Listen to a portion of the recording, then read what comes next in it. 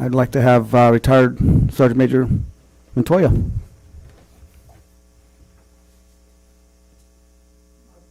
Allegiance to the flag of the United States of America and to the republic for which it stands, one nation, under God, indivisible, with liberty and justice for all. And we have invocation by Pastor Michelle Roma. So,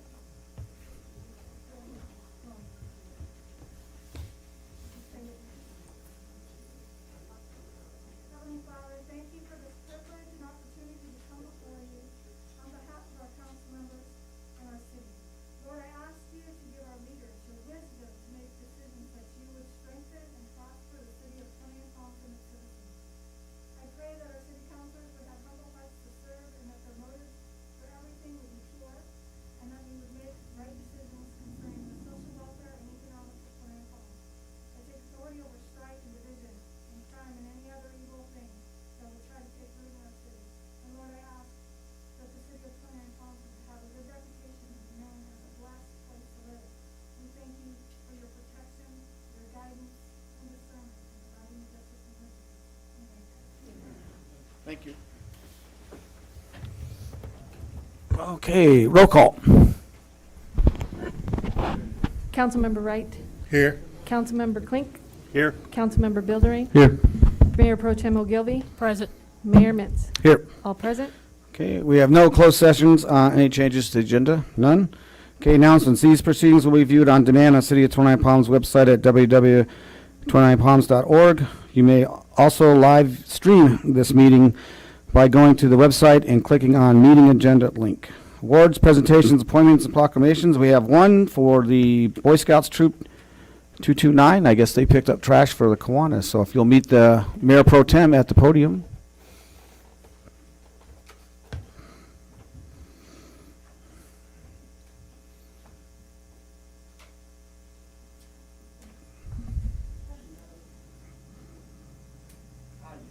I'm doing well. How are you? Good. Where did you clean up?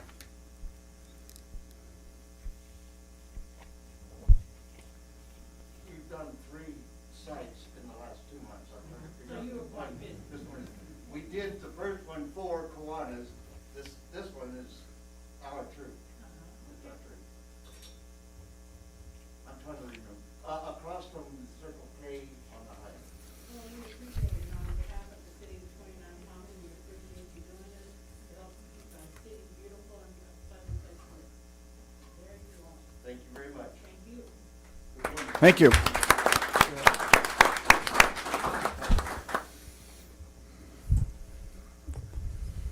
Thank you, Mayor Pro Tem. Okay, we have council comments, reports, and meetings agenda. Stephen? Thank you, Mr. Mayor. I have nothing to report. Thank you. Okay.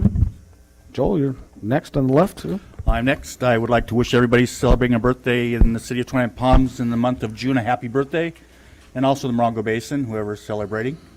Had a meeting with SBCTA. A lot of discussion on the budget and a lot of money there, I'll tell you. So we're going to have to ask the city manager to get his pen writing and let us know what, let me know what I need to go ask for. We went over to the Project Phoenix site, and all the council members were able to sign a beam. It's, I guess, something that you would normally do. We don't have that very often here because we don't have very big buildings with beams in them. But we were all able to be there and sign it, which was kind of fun. And then they kind of gave us a tour of everything. And I believe that is it. Thank you. Mac? Thank you, Mr. Mayor. First, want to wish my wife a early happy birthday. Her birthday's next week. And then we did have an MBTA meeting last month at the end of the month, just routine business, really kind of talking about those new electric buses coming online, but it's a few years out. And then I was also at the beam signing. That was really exciting, and you know, the tour was very interesting. So really excited about Project Phoenix. Thank you. Mayor Pro Tem? Okay. Did you go? Oh, okay. All right, my apologies. Hello, I attended a breakfast meeting with Congressman Jay Obernolte, myself, Mayor Mintz, the city manager. Can you guys hear me now? Okay. So I attended breakfast at Denny's with Congressman Jay Obernolte, with the mayor and with the city manager, and it was really pleasant. It was good to talk to him. We spoke about some things that he's going to try and do to help our city to grow and to get some funds that we need to be able to take 29 Palms into the 21st century. Also, I did attend the bean signing, and that was a good thing to know that that will go down in history. And they're just doing really wonderful things with Project Phoenix. Thank you. Yes, I was also at that breakfast meeting. It was me, and it wasn't Bill Lorraine. That's okay. Also went out to the change of command. It was good to see the generals. We had 3 generals actually that were from former generals all showed up. And so it was good to see some of those folks. I went to the beam signing, got to write my name on there. The city manager and I went out to the hospital and took up some cereal. They had a lot of cereal there. They're starting that program. So if anybody, I think they're still taking those donations for cereal at the hospital. We had a finance committee meeting, Stephen. And what else? Oh, and then city manager, I also went to the sergeant's memorial service last week. So, and that was it. Okay, consent calendar. All matters listed on the consent calendar to be considered routine by the city council. City council in its capacity as a successor agency for the former 29 Palms Redevelopment Agency and will be enacted one motion for the form listed. Any item may be removed from the consent calendar and considered separately by the city council. The public may be given an opportunity to comment on the consent calendar items prior to city council actions. Okay. Does anybody want to pull any items from the from the consent I calendar? don't want to pull anything, but on number 12, that 49,755, is that from the general fund? Or, No, Councilmember Klink, those resources to pay for that total comp study will come from PARSAC. PARSAC is our JPA, our insurance pool, because last year and during COVID there was no events throughout the state. Because of COVID, our JPA was reimbursing us some funds to the tune of $97,000. So we're going to use part of that to pay for that compensation review. Okay, anybody else? Okay, anybody from the public would like to comment on the consent calendar before we move on? Okay, seeing nobody. Okay, looking for a motion. move the item. Second. Okay, before we do that though, I will abstain from number 4, number 10, and number 11. Those all have to do with Project Phoenix and possible conflict of interest. Okay, roll call vote, please. Councilmember Bildering, Aye. Councilmember Wright, Aye. Councilmember Klink, Aye. Mayor Pro Tem Ogilvy, Aye. Mayor Mintz. Aye. Approved 5-0. Thank you. Okay, we'll go now to discussion and potential action items, racism and equality as a public health crisis. Frank? Yes, thank you, Mr. Mayor, members of the council. The item in front of you this evening is a future agenda request to consider racism and equity as a public health crisis. Enclosed in the staff report are 2 examples within San Bernardino County. The County of San Bernardino did a resolution, took it one step further, adding it to their county vision, which is similar to our general plan. Then the city of Redlands also proposed and adopted, both of them had proposed and adopted a resolution to the same. So staff is looking for some guidance from the council on potential action. If there is an action, we will bring it back to the next meeting, but both of those items are in front of you for consideration. Okay. Mayor Pro Tem, I believe you brought this item up. Would you like to comment? I think that it should be brought back to the council, but I know that there are citizens that have come in today and they would like to eventually speak to this matter. So, definitely at the end of the discussion from the council, staff would be looking for what to bring back. Bring it back just as a resolution, again, similar to what Redlands did, or bring it back to the council, similar to what the county did, which, amended or moved to amend their general plan. So those are the two discussion items in front of you, and there could be other options that the council so chooses. So. Okay. Mac, did you have anything? No. Nope. Anybody else? Okay. Okay, well then I'll open the public comments. And then Monique Sanford, sorry. Good evening, council, and I appreciate the opportunity to speak before you on this matter. I believe that it is necessary to bring this back up to your attention for some form of resolution. As a social worker and not necessarily working hands-on with like the homeless population and so forth, I do work on military installation. But I will say, as a social worker in my work prior to working, oh.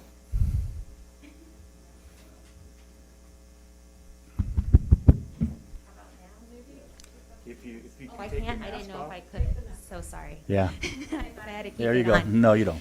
So as a social worker and working prior with this population and challenges around racism, and I have seen it, I think as an advocate, as a social justice advocate, I stand before requesting that this resolution be heard, because it is very imperative that people of color are attended to in a way that is thorough and that nothing is missing in account to their health care and their needs.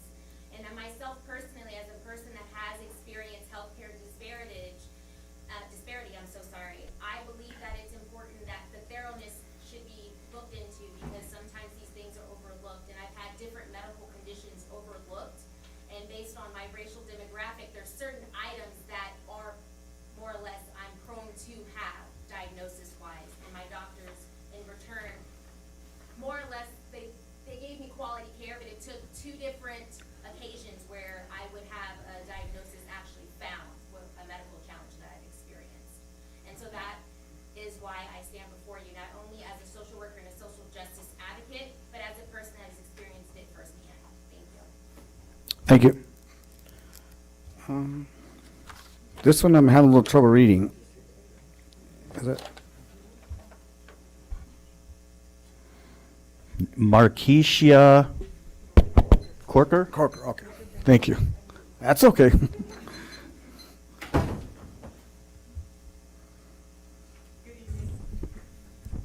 If I may, I know we're gonna, the remote is not working real good. If you don't mind, please. We'll improvise. Okay, thank you. Good evening. Good evening. I hope this is working. All right. I too am a social worker as well. And I would like to say, in a country where we pledge to have justice for all, I believe equality should exist in all aspects of this nation, including health care. Although I do not have a personal account of an experience with racism in health care, I will say that in my review of research related to this issue, I found statistics related to this matter to be disheartening. The stats said that people of color are less likely to receive necessary physical and mental health care services, less likely to receive necessary medications, and more likely to die in comparison to their majority counterparts who have similar health care concerns. It hurts to know that one's race can determine if he or she receives the health care services and treatment that they need. The truth is that we're all a part of the human race. It should not be based upon skin color or ethnicity, but instead upon a person's need. It is most hurtful knowing that even innocent newborns and those that are still in utero are at risk. One of the beauties of the 29 Palms community is its conglomerate of people of various ethnic backgrounds. These people are here and have come here for numerous reasons. Regardless of their reason, they are a part of the 29 Palms community, and even more a part of the bigger community, the United States of America. In a place where we take pride in equality, so much so that we pledge justice for all, and in a community where several flags are flying high, to which we salute as we make this pledge, I do urge the council to consider this item not only as a means to mitigate racism and live up to a national declaration, but most importantly as a means to save lives within the human race. Thank you. Leah James?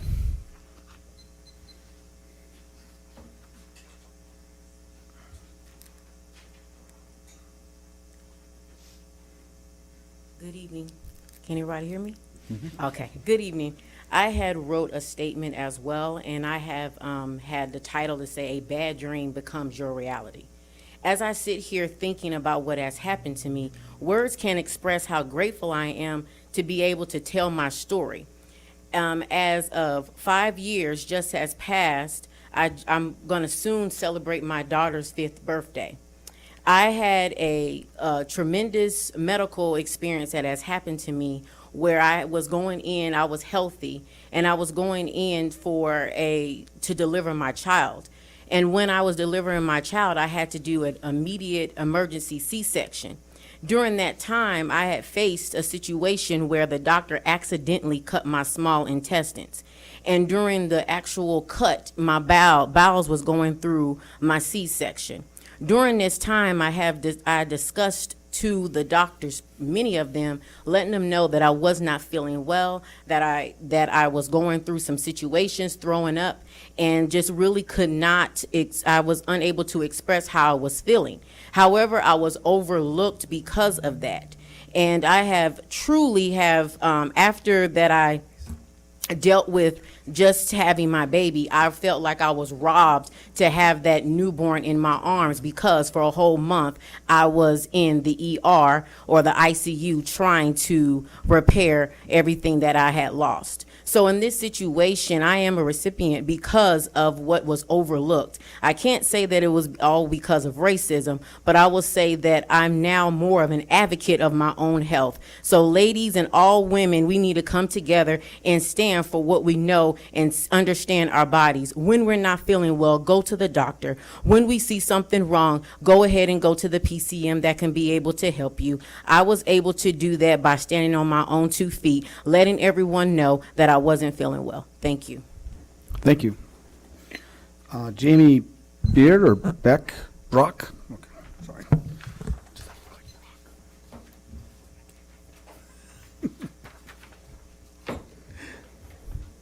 Good evening, everyone. Thank you for giving us this time to come and stand before you. I'll be very brief. I was thinking about this. I've been thinking about this for a few days, and myself, I think I haven't had the racial disparity experience. But the truth be told is that I don't know if I've had it. I don't know. I've always been able to receive health care. I've always been in a community. Even when I was a child, I was raised in a community, and my father had excellent health care insurance. Things that I went through were taken care of very promptly, very quickly, but that's not everybody's case.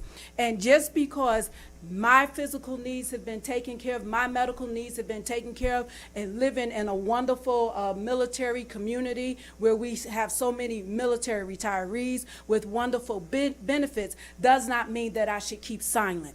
So I'm here to stand and ask that this initiative be addressed for the many people that are in our community that need it. Not just because I'm in a good place, but because as a part of the human race, we all need to be in a good place. We serve people on a regular basis here in the community. It's no secret that I'm a part of the Sanctuary Church, where we just left from there serving the community and providing food for them. So as we provide that, so do we want to be a voice to stand for this initiative and to increase quality health care for all the human race. Thank you for your time. Thank you. That's all the slips that I had. Was anybody else from the public want to come out and comment? You just have to, yes ma'am, go ahead. You just have to fill out a slip for the clerk. Oh. I guess I didn't do it correctly. Oh, that's okay. You can still come speak. My name is Paula Durant, and I'm one of the 2 people establishing the Social Justice Coalition in the Morongo Basin. I believe you all received a letter. I do know a lot about the racism proclamation. At the February meeting of the Board of Supervisors, Diane Alexander, who is the staff person charged with this job, made a full report. I don't know if you've taken I don't even know if you knew it was there, but you can look online and see Diane Alexander's report. It's broader than healthcare crisis, what the county is looking at in terms of racism. And so a few of us in the Morongo Basin are establishing the Social Justice Coalition because we believe that a freestanding group needs to be present and supportive and teaching. If you drive to Yucca Valley ever, and I don't know if I lived here, if I ever would, but in case you've driven to Yucca Valley, the billboards, the message billboards we put up, we're going to be doing that again. We ran into a little bit of a glitch, but we're not done. We've done other things, but they've been quiet. However, when an episode of racism happens, I could give you the long story about all the vandalism we've had, but the short story is there is racism in Morongo Basin, and we want to join with groups to resolve it. Back to the supervisors, it's our understanding that your municipality, along with the 24 others in the San Bernardino County, are going to be asked, if you have not already, to appoint people to the county commission. They did phase 1, and now they're supposed to be on phase 2. We haven't really gotten any new information, but it was understood in February that every incorporated municipality would be asked to appoint people. We haven't heard that yet. No, we haven't got to that part. I think there is a glitch, and it's not with you.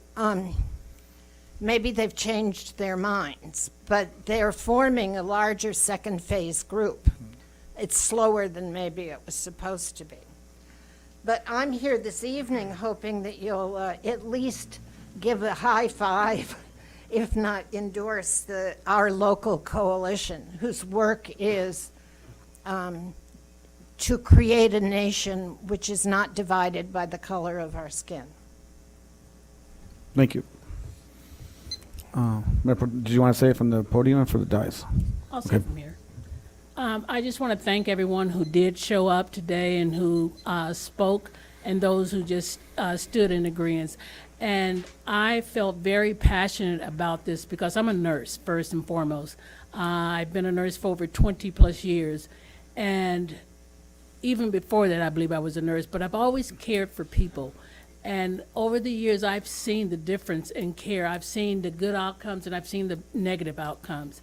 And when this situation came into place, I felt like if I did not say something, nothing would ever change. So I'm just hoping that the city of 29 Palms, its residents will all get on board, because regardless, there is no difference internally with either of us. We all have the same blood, we have the same heart, there is no difference, but yet there is a difference in the care that people receive. And what I'm trying to do is to change that.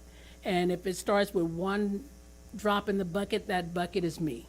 So I'll do that drop. I'll be the one that will come out and say that this is something that needs to change. So once again, I appreciate it, and this is something that I can't make the decision on by myself. This is something that will have to come from the city council together as far as what type of action we will have. But I really appreciate you coming out this evening.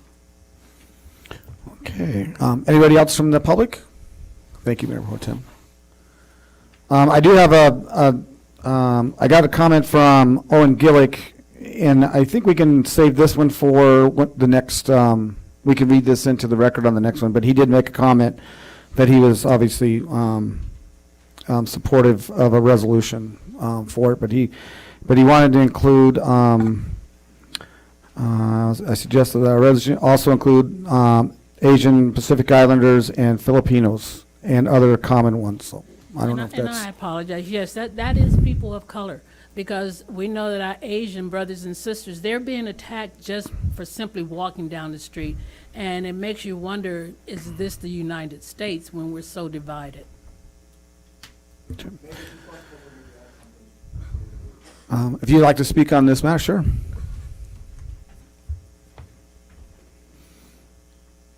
My name is Vino Nathraj. I'm a resident of the city. I think it's a very great idea. I was born and raised in South Africa. I faced apartheid. I know what it is. It's very, very tough when these things are placed on you because of the color of your skin. I think I'm a very good citizen. 21 members of my family have also settled in the U.S. It was a great loss to South Africa. It was really a brain drain. Thank you. I hope you'll Thank make you. the right decision. Thank you. Okay, anybody else before we bring it back to the dais? Okay, I'm going to close the public comment. Okay, we'll bring it back to discussion. So can you bring that resolution back to us with all the like someone out there said, Asians and Filipinos and Orient?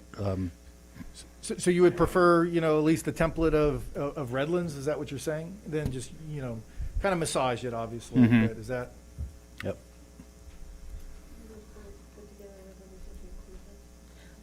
If we just use the Yeah. verbiage of people of color. Okay. Well, I do want to say, as your mayor, I like that.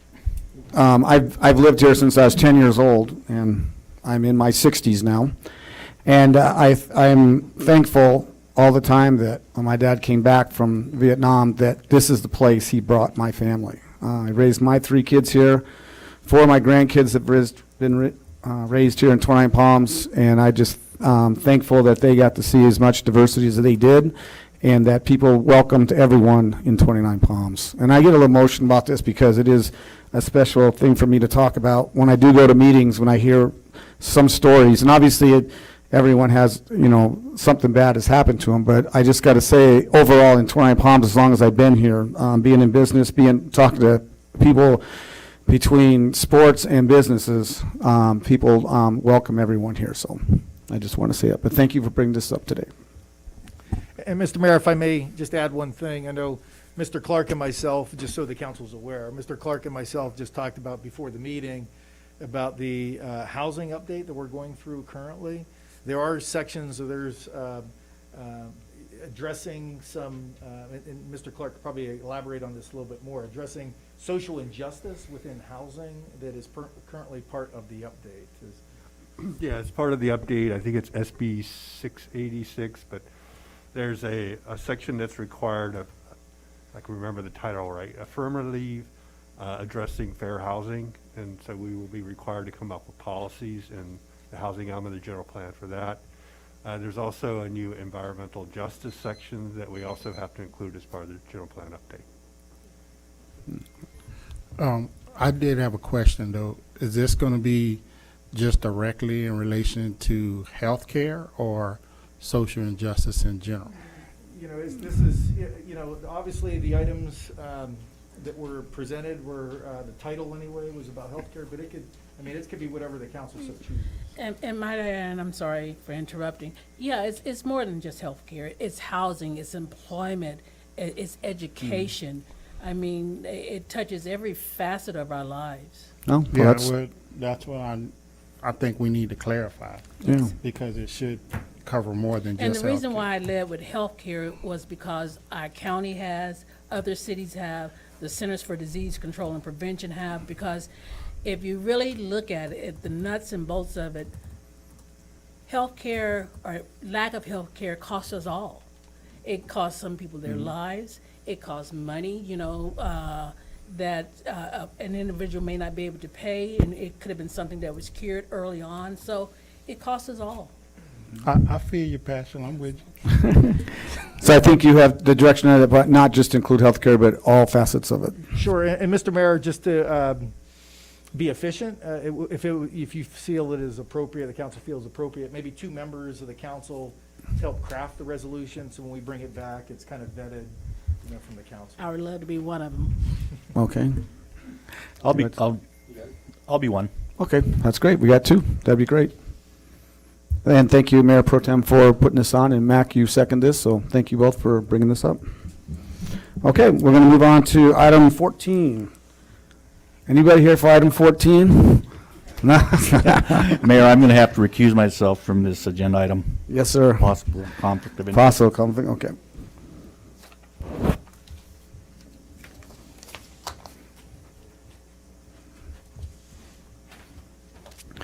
We'll wait till he gets out of the room before we talk about him. Usually it's me walking out of here. We got to get rid of that fly that keeps on. I know, bouncing I around. hope it's not on camera. One fly keeps bugging me. Okay, vacation rental policy discussion, future agenda item request. Well, thank you, Mr. Mayor, members of the council. Staff is in front of you this evening asking for direction from the city council to bring back an emergency ordinance to place a moratorium on the new vacation home rental VHR permits for the next 3 months. Just to explain the process here, if council does give directions to do that, the next meeting, June 29th, we would bring an emergency ordinance to the council. By law, the moratorium can't be any longer than 45 days. Council, though, can extend that after the 45 days up to 10 months. So just a little procedurally aspect of it if council does give direction today. And just for clarification also, the moratorium would be only on new applications. It would not affect any pending or already permitted VHRs, vacation home rentals. They both still can operate during that time frame. You know, as of writing that staff report, it's in front of you this evening, there was 166 total, both pending and actual VHRs, 166. Just by way of example, over the last, year and a half, so fiscal or calendar year 2020 and 2021, we have added 51% of that 166. So the vast majority, almost over half, 51% of that has been over the last year and a half. Just from the history perspective of it, the ordinance came into play in 2015. We had our first future agenda item request from the council back in July of 2020, so just almost a year ago. And at that time, council wanted us to do a public meeting. So in November, I think the week before Thanksgiving, I believe, we had a public meeting right in this very room, very well attended. And what council's direction was is to solicit feedback, comments from the public of, what their issues, perceptions, desires were. We brought that back to council in March of this year, 2021. And at that time, we took in a lot of comments during that time frame. From that meeting in March, there were, questions as it relates to, the Planning Commission, very specifically, why are we, sending out the notices if the Planning Commission didn't have the ability to deny it? That was a lot of the questions that kind of surrounded the comments at that meeting. And even, after that meeting, and there was no direction from that council meeting but to bring it back, which we are today. I have attended a few the Planning Commission meetings, talked to some folks within the community, and it really appeared from the manager's perspective that one of the common themes that was out there was the enforcement side of it, how it was impacting the quality of life of those residents who live in those communities. So with that, that's why staff is looking this evening, to create that pause during that time frame, to be able to create some policies that will enhance the enforcement. Things like, and the next item, I think in 2 items from now, we're going to be looking at our general fund budget. Our general fund budget out there has, as the council is aware, adding some enforcement staff. So we'll be adding a 1 full-time equivalent employee that serves both code enforcement and animal control. That person would have the responsibility, additional responsibility of enforcement of the violations. I know it's been mentioned and talked about before, some kind of a direct line, either an email address or a phone line where people can register complaints. So we could have that catalog that person can follow up on. Investigations. I know I've talked about this with several of the council members, and I know Mr. Clark as well. Very similar to a dog barking incident. Typically these things happen at 10, 11 o'clock at night, a dog barking and we get the complaints. Or in this case, maybe a quote-unquote party, loud music, some kind of disturbance at 10 or 11 o'clock at night. Obviously, the staff, we're not staffed 24/7, and even if you call the sheriff's department, depending on the volume of calls, it may not get to in a prompt time frame given the other severity of calls at that time. So, you know, we would have a process very similar to dog barking that we would investigate, you know, and again, that code enforcement officer would.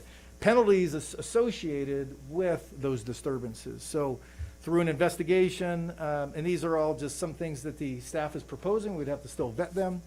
So if there is violations that are validated, financial penalties. So, and again, this needs to be vetted through a process, but I'll give an example.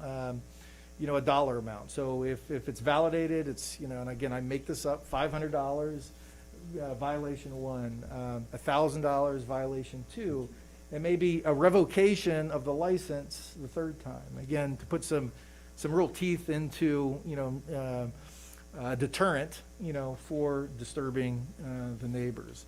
Penalties for non-registering, although we have host compliance out there looking for those, and it's a company that the city is a third party that we employ, that we pay to find people who are not registered, but fines associated with not registering. So again, more deterrence out there.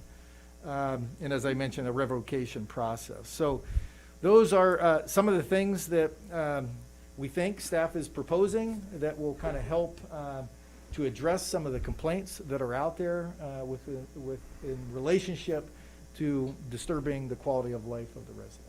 So with that, Mr. Mayor, I'd be happy to answer any questions. Travis, when there is a complaint to Airbnb, the ones who register with those folks, when there's a complaint and they recognize it and it's valid, what do they do? Do they revoke their advertisement? Yeah, they will actually suspend their ad and take it down and contact the property owner and let them know. I'll let them know. Okay. Yeah, Mr. Mayor, just to kind of piggyback off of that, Airbnb is a good partner. You know, they do not want to be, you know, a bad representative of their industry. Okay, they don't want to be kicked out of communities. Just by way of example, most recently we got a complaint of an advertisement on the Airbnb site. You know, and I'm gonna paraphrase. You know, great place to have a party. So. We notified Airbnb and they took that down. So it violates their social policy. So. Okay. I have a question. So if the owner of the property were kicked off of Airbnb, what prevents them from circumventing that and doing their own advertisement? Nothing. Yeah. So that was just one source, and there's many others. A vast majority of our vacation home rentals are on Airbnb, but there's other means of renting as well. Anybody else have a question for staff before we get started? Okay. I do appreciate everyone being here tonight. I know we're going to try and get through as many as we can. Anybody does want to speak, you do get to speak. It's 3 minutes. What I would like to do right now is just kind of take a poll of who is actually here in favor of keeping the vacation home rentals here in 29 Palms. So 1, 2, 3, 4, 5, 6, 7, 8, 9, 10, 11. Okay, so I see a majority, and I'm going to just say that. Now, how many of you that have raised your hand in favor, and also anybody who didn't, are in favor of us putting more rules in and some kind of penalty for the folks who are violating, are playing by the rules by having loud music? So how many are in favor of adding more rules and making it harder for them to get it? Oh, that's great. Thank you. So we're in agreement right there. So good. I think the council is, I'm not going to speak for everybody, but because when we did bring this back, we had spoke about this before. I can say that was one of the reasons why we wanted to bring this back, because we felt that the community was telling us something, and that's why we're having this meeting again tonight. And so as you can see, a lot of people are out there who are in favor of this, others aren't. So, but you still have your 3 minutes to come up and speak, and you're more than welcome to come up. So. And we have a list, and the city clerk, Cindy, will read these a little later. These are just the other folks who wrote in but aren't here tonight. But if you're here There are some here, but she's going to read your names, but if you want to speak, you're more than welcome to speak tonight. So, wait, I get 20, okay. 21, okay. Thank you. Okay, well, we're going to get started then. I'm going to open the public hearing, and I can't do that. He just got here. I was going to put him on top. Michael Travish? Tosh. Michael Tosh, would you like to speak? Oh, come on up. I've had a dental procedure today, so my articulation is a little bit off. That's fine. So I request your pardon for that. No worries. I am an opponent of BHRs, but I have to recognize that Pandora's box has been opened and that BHRs are here. They're rapidly proliferating without limitation. I should say without any limitation. And that circumstance induces me to support the proposals put forward by a local grassroots organization, Preserve 29 Palms. These proposals would place reasonable and workable limitations on the number and siting of BHRs, but would avoid the more stringent restrictions that our neighbors to the south, including at last count Palm Springs, Palm Desert, Rancho Mirage, and Cathedral City, have put into place. The suggestions proffered by 29 Palms merit the attention of the council as a part of its review of the existing regulations.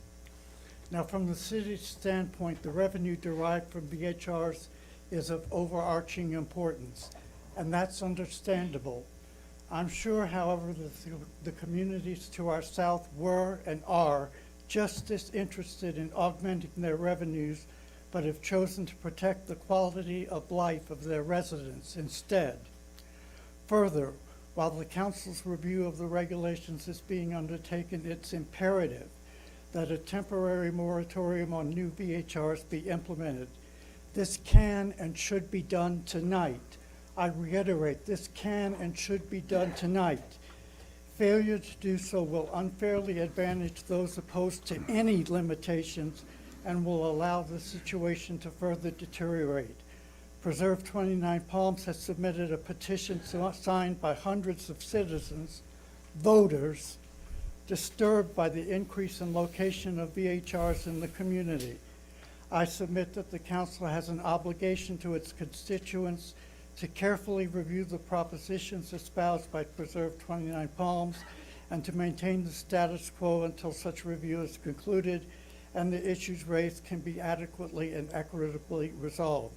And I have one more thing to state. The existing 300-foot radius computer program used to notify people of a pending BHR application is dreadfully inadequate. Loud music doesn't just stop magically at the 300-foot boundary. Cars parked up and down the street for the house party don't respect the 300-foot boundary. The additional traffic doesn't recognize the 300-foot boundary. I think, and I submit, that the entire neighborhood needs to be notified of the VHR application because VHRs impact the neighborhood as a whole. Thanks very much. Thank you, Michael. Jesse Mark?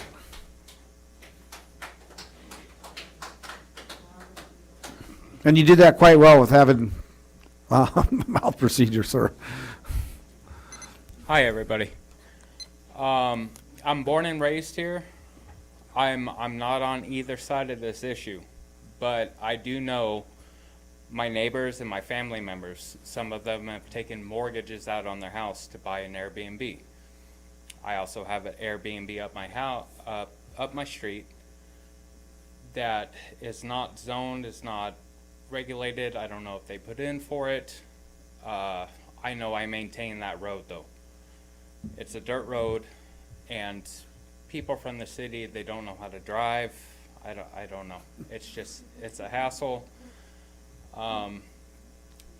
Like I said, my friends and, my neighbors, my family, they've taken large financial risks to try and better themselves.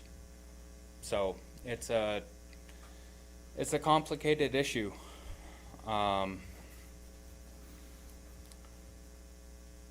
I don't know if we're gonna, I'm sure we're not gonna resolve anything tonight. But as someone born and raised in this community, I don't know, we need to come to something. Thank you. Just, sir, that sign, that Airbnb that you saw, the vacation, does it have a sign out front, a city sign? No, sir. Then you should give us the address, and, because that means they're not, they have to have a sign in front of the building. So if you could just give the staff, Don't do it on camera. yeah, don't do it on camera, yeah. Mr. Mayor, okay, that's one of the issues that I was concerned about. My neighbors, they can't get a sign. You know, they took a mortgage out on their house to buy their Airbnb. They can't get a sign. The one up the house, I think they put in, it's Mr. Lau, I believe. I don't know, you're supposed to get it when you get your permit approved, aren't you? Is that when you give it, Travis? You get, that's when you get the sign. Yeah, it's the very last step in the process. It's the last step. So are they not giving out permits right now? Well, you have to come in and see Travis have them come see Travis right now. Not today, not tonight. Yes, sir. Thank you. Also, is there any precedent for giving locals priority? No. Over No, we don't have, no, that's not, nothing we could do about that? I wouldn't think so. No, I don't, I think that would be discriminatory. Yeah, I think that, yeah, no, I don't think so. Yes, No. sir. Thank you. Okay, Eric, Mendez? Eric here? Split Rock, Split Rock.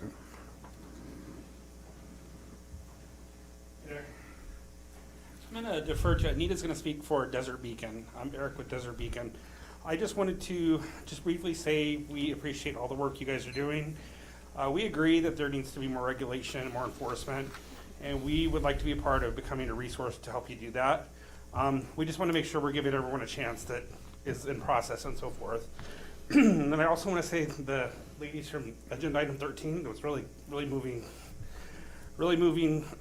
testimony, and good for them for coming. Thank you, sir. Sarah Sargent. Sarah Sargent? Are you here? Oh, there she is. Okay, I'm sorry. I wasn't trying to, I didn't see you. Good evening, Twentynine Palm City Council. My name is Sarah Sargent, and can everybody hear me? Okay.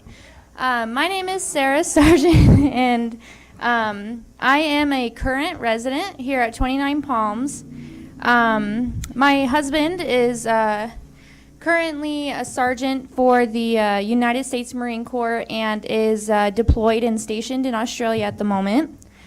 After he left this past April, I started working for Desert Beacon as the laundry attendant. And my mother, who is here with me tonight, was also employed and hired as a housekeeper for the Desert Beacon. And Desert Beacon, it's a short-term rental property management company that manages a variety of properties that we have from Yucca Valley out here to 29 Palms. They've been a really wonderful company to work for, and I'm very grateful that they hired myself and my mother. Since living here, I have found that well-paid employment, it hasn't been easy to come by. So being employed by the Desert Beacon not only provided us with a way of means, but they also introduced us to a number of wonderful businesses, events that take place here in the city or in town, and recreational activities, and a lot of ways, different ways to get involved in the community here. I am in favor of putting limitations as well. I think there does need to be certain restrictions in place, but putting very extensive restrictions or moving to put VHRs on hold even for an extended amount of time would jeopardize not only myself and my mother's financial security, but also the other, my fellow coworkers here at Desert Beacon. I do respect your authority over our community, and thank you for letting me come up here and speak tonight. I'm a little nervous, sorry. Okay, thank you. Okay, Anita Petke.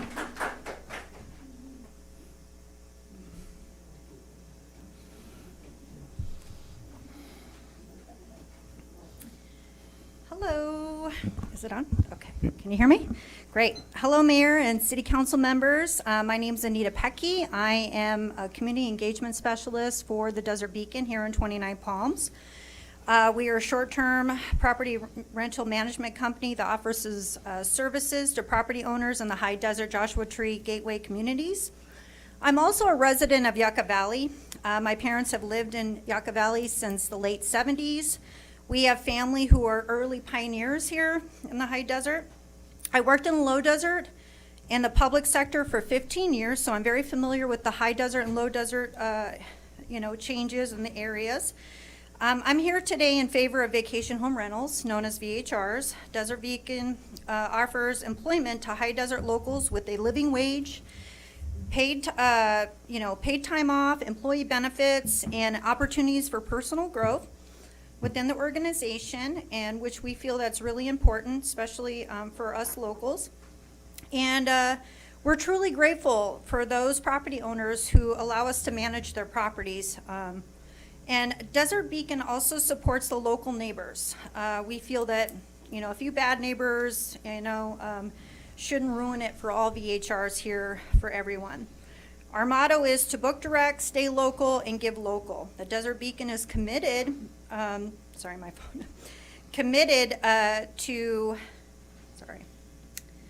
Desert Beacon is committed to giving back to the community. When you book directly with us, you pay no booking fees and no service fees to large booking platforms and their stakeholders. So we are a community base, and we encourage our owners to give back. So each property owner has a unique property. Owners support an organization of their choice, and many of whom are vital to the well-being and sustainability of the local community, which hosts upwards of 4 million tourists annually, so it's a win-win. We mustn't compare the High Desert with the Low Desert. The Low Desert regulates VHRs within certain jurisdictions due to the number of hotels, motels, and resorts they have compared to us in the High Desert. VHRs are important to our High Desert communities. We must not forget that we are near a national park, which ranked at the top 10 visited in 2020. The Joshua Tree National Park saw close to 3 million visitors last year. Tourists boost revenue of the economy, create more jobs, develop infrastructure, and as well as we believe that we can find a common ground with those who have concerns with VHRs. That we feel that we should regulate them, and we also, however, we think that VHR should be managed by a property management company so that people locally can get jobs through us. So thank you for your leadership, and thank you for hearing me. Hang on, ma'am. Anita, Councilmember Wright has a question for you. Yeah, I got a couple of questions. sure. How many units do you have? We have close to 40. No, in 29. In 29, I want to say we're at least, about 10. And we had pending permits, so that's why I wanted to make sure that, And you said that they can book directly with you. Correct. So does that mean you pay the TOT? Yes. Yes. Okay, thank you. You're welcome. Okay, thank you. Thank you. Okay, Stephanie Jelski, Ski? I know, I'm sorry. Oh, good. Hi, good evening. I can't hear me. Can you guys hear me? Okay, can you hear me in the back? No? Hello? Yeah, Yes? we can hear Okay. you. I can't hear me, so I'm just asking. And I'm nervous. So thank you so much for hearing me tonight. So I am a mother of 4 school-age children, 17 to 3 years old, and I am for Airbnb because they have employed me. During this crazy pandemic, I'm able to work from 11 to 3:30 and still be able to homeschool my children and do my church activities afterwards. So I see the positive, and as far as as far as being able to work for great hosts who are local as well, they're there if there's anything that's needed. So I know that you said it was discriminatory to prioritize local community permits, and maybe even perhaps putting people who are not from here on a waiting list or lottery of some kind. So I know that's no longer, possible, since you guys already explained that. But I will say that it has benefited my family. I'm able to pay bills with my husband to alleviate some of that off of his plate and to put food on the table for my children, which has been amazing. So I see the positives. It's so much so where we, as our family, decided to take the risk to purchase a home that we are renovating or trying to get, to be also an Airbnb, because of the hospitality and welcoming our tourists and people that come from all over the world to come and visit our beautiful city. So I see that as a positive. And as far as, I think I talked about that already. I was like, maybe also, I haven't dealt with any homes that have had crazy parties. I think the most that I've seen are like balloons on the ground, that like two, something of that kind. But I will say, if there's violations from any of the hosts, that maybe after X amount of violations, that their renewal of their permit should be denied. That's just my thought, because I don't, as a person who's active in this community, I don't want, negative, reviews on our city. And I know that the beautification that it's happened, a lot of the houses look amazing. We have so many vacancies on our streets that had become beautiful, and it has made our property values go up. So I see a positive in those as well. Thank you so much. Thank you. Actually, Travis, or Frank Rose writing notes. Speaking, she mentioned the lottery. That should be in the discussion, because when Pioneer Town, had a lottery number of houses that could be built when they put the water system in. And when you do liquor licenses, you also go into a lottery. So that might not be so we. Yeah, so that'll be only if the council wants to Right, restrict I'm the just saying, number, yeah. we should write that down. Because, Michael, did you want to say anything else? Did you have anything else? Mr. Mayor? No, not you. Michael, Michael Spolinsky? yeah. I'm right here. Did you have anything else you want to? Yeah, I'll ask a couple things. Okay.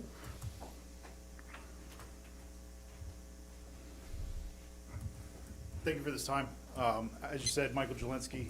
My wife and I did take out a second mortgage on our house to go into this industry to better my family, to leave a legacy home for our children that are born and raised out here. As a Marine veteran stationed out here in 2003, I remember countless times driving through the city and see building after building vacant because of businesses that have failed. As a young Marine, I didn't stay here. There wasn't much for us to do in the town. With these tourists coming in, with this influx of money outside of the community, I see businesses flourishing, that people who have always wanted to open a business and do something within the community now have the means to do that without the fear of it possibly shutting down a year later. I mean, even with the pandemic, we saw businesses opening, where you look in other cities around the nation, the businesses were closing. So I think with the influx of tourism, that it's something that the city, whether you're for it or against it, these are people who are in the community and their lives are affected based on these things. We have roughly 5 to 7 hotels within the community here within this city. And not only do we have the tourists, we have Marine families coming out to see their Marines being deployed, their brothers or sisters. You have girlfriends or wives coming out to see their husbands or wives. And those are things that we have to look at, that our community's infrastructure is not prepared for these two different aspects that we're looking at. We have the Marine base as well as the huge tourism influx. That's all I have. Thank you. Well, thank you. Thank you very much. Okay, Alan Treats? Is Alan out there? Did you, Alan? He's in the rest. Okay, we'll skip him. Travis Fowler? Tell him Alan's next when he comes out.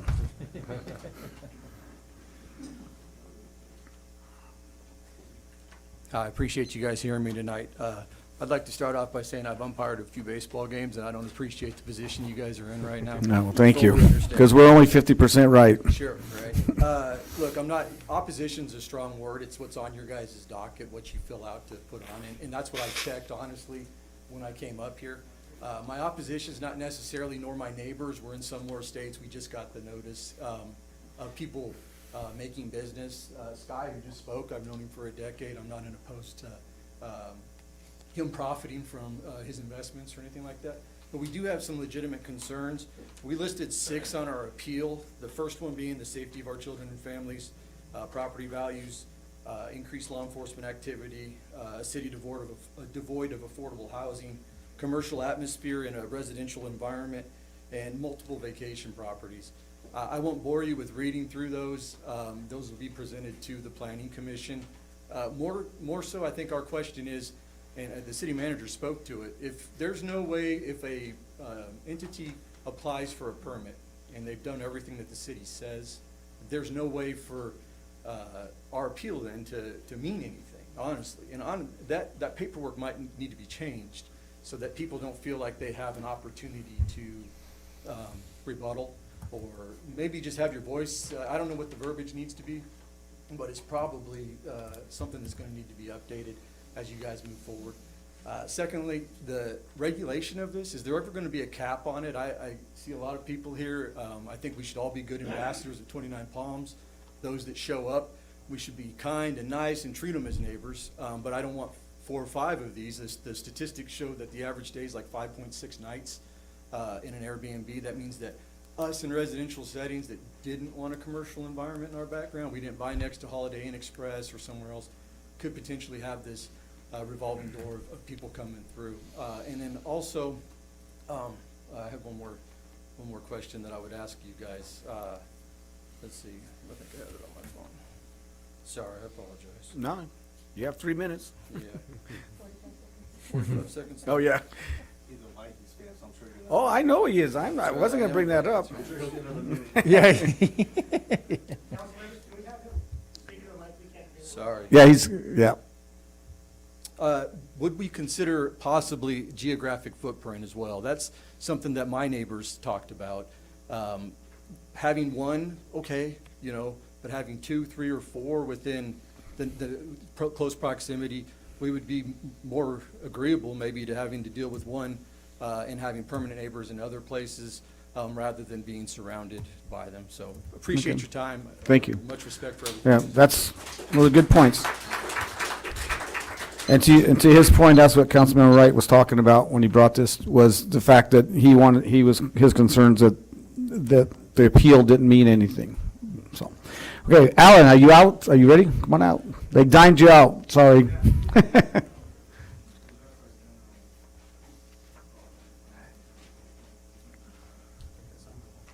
Good evening. I just first want to say thank you for all your support. Thank you for all your help. I do support the vacation home rentals. I do have 2 of them myself. They are my primary source of revenue, income, etc. Just want to reiterate that tourism does give a lot of revenue to the city. It's also considered one of the world's largest industries, so I support it. And just want to say, in my experience, I've had mostly respectful, kind, and considerate vacationers. I go out of my way to make sure that they understand that it's a family community, and there's no parties allowed and stuff like that. So I do make sure. I just rejected someone who wanted to have 10 people over, and I said, no, it doesn't sound like I want to do that. So I keep the numbers low, and I make sure that they understand that there are quiet times and such. So that's all. Well, thank you very much. And thank you for telling the folks to be considerate. Heidi, I can't read your last name. So, Heard. Oh, yeah, now I can see it.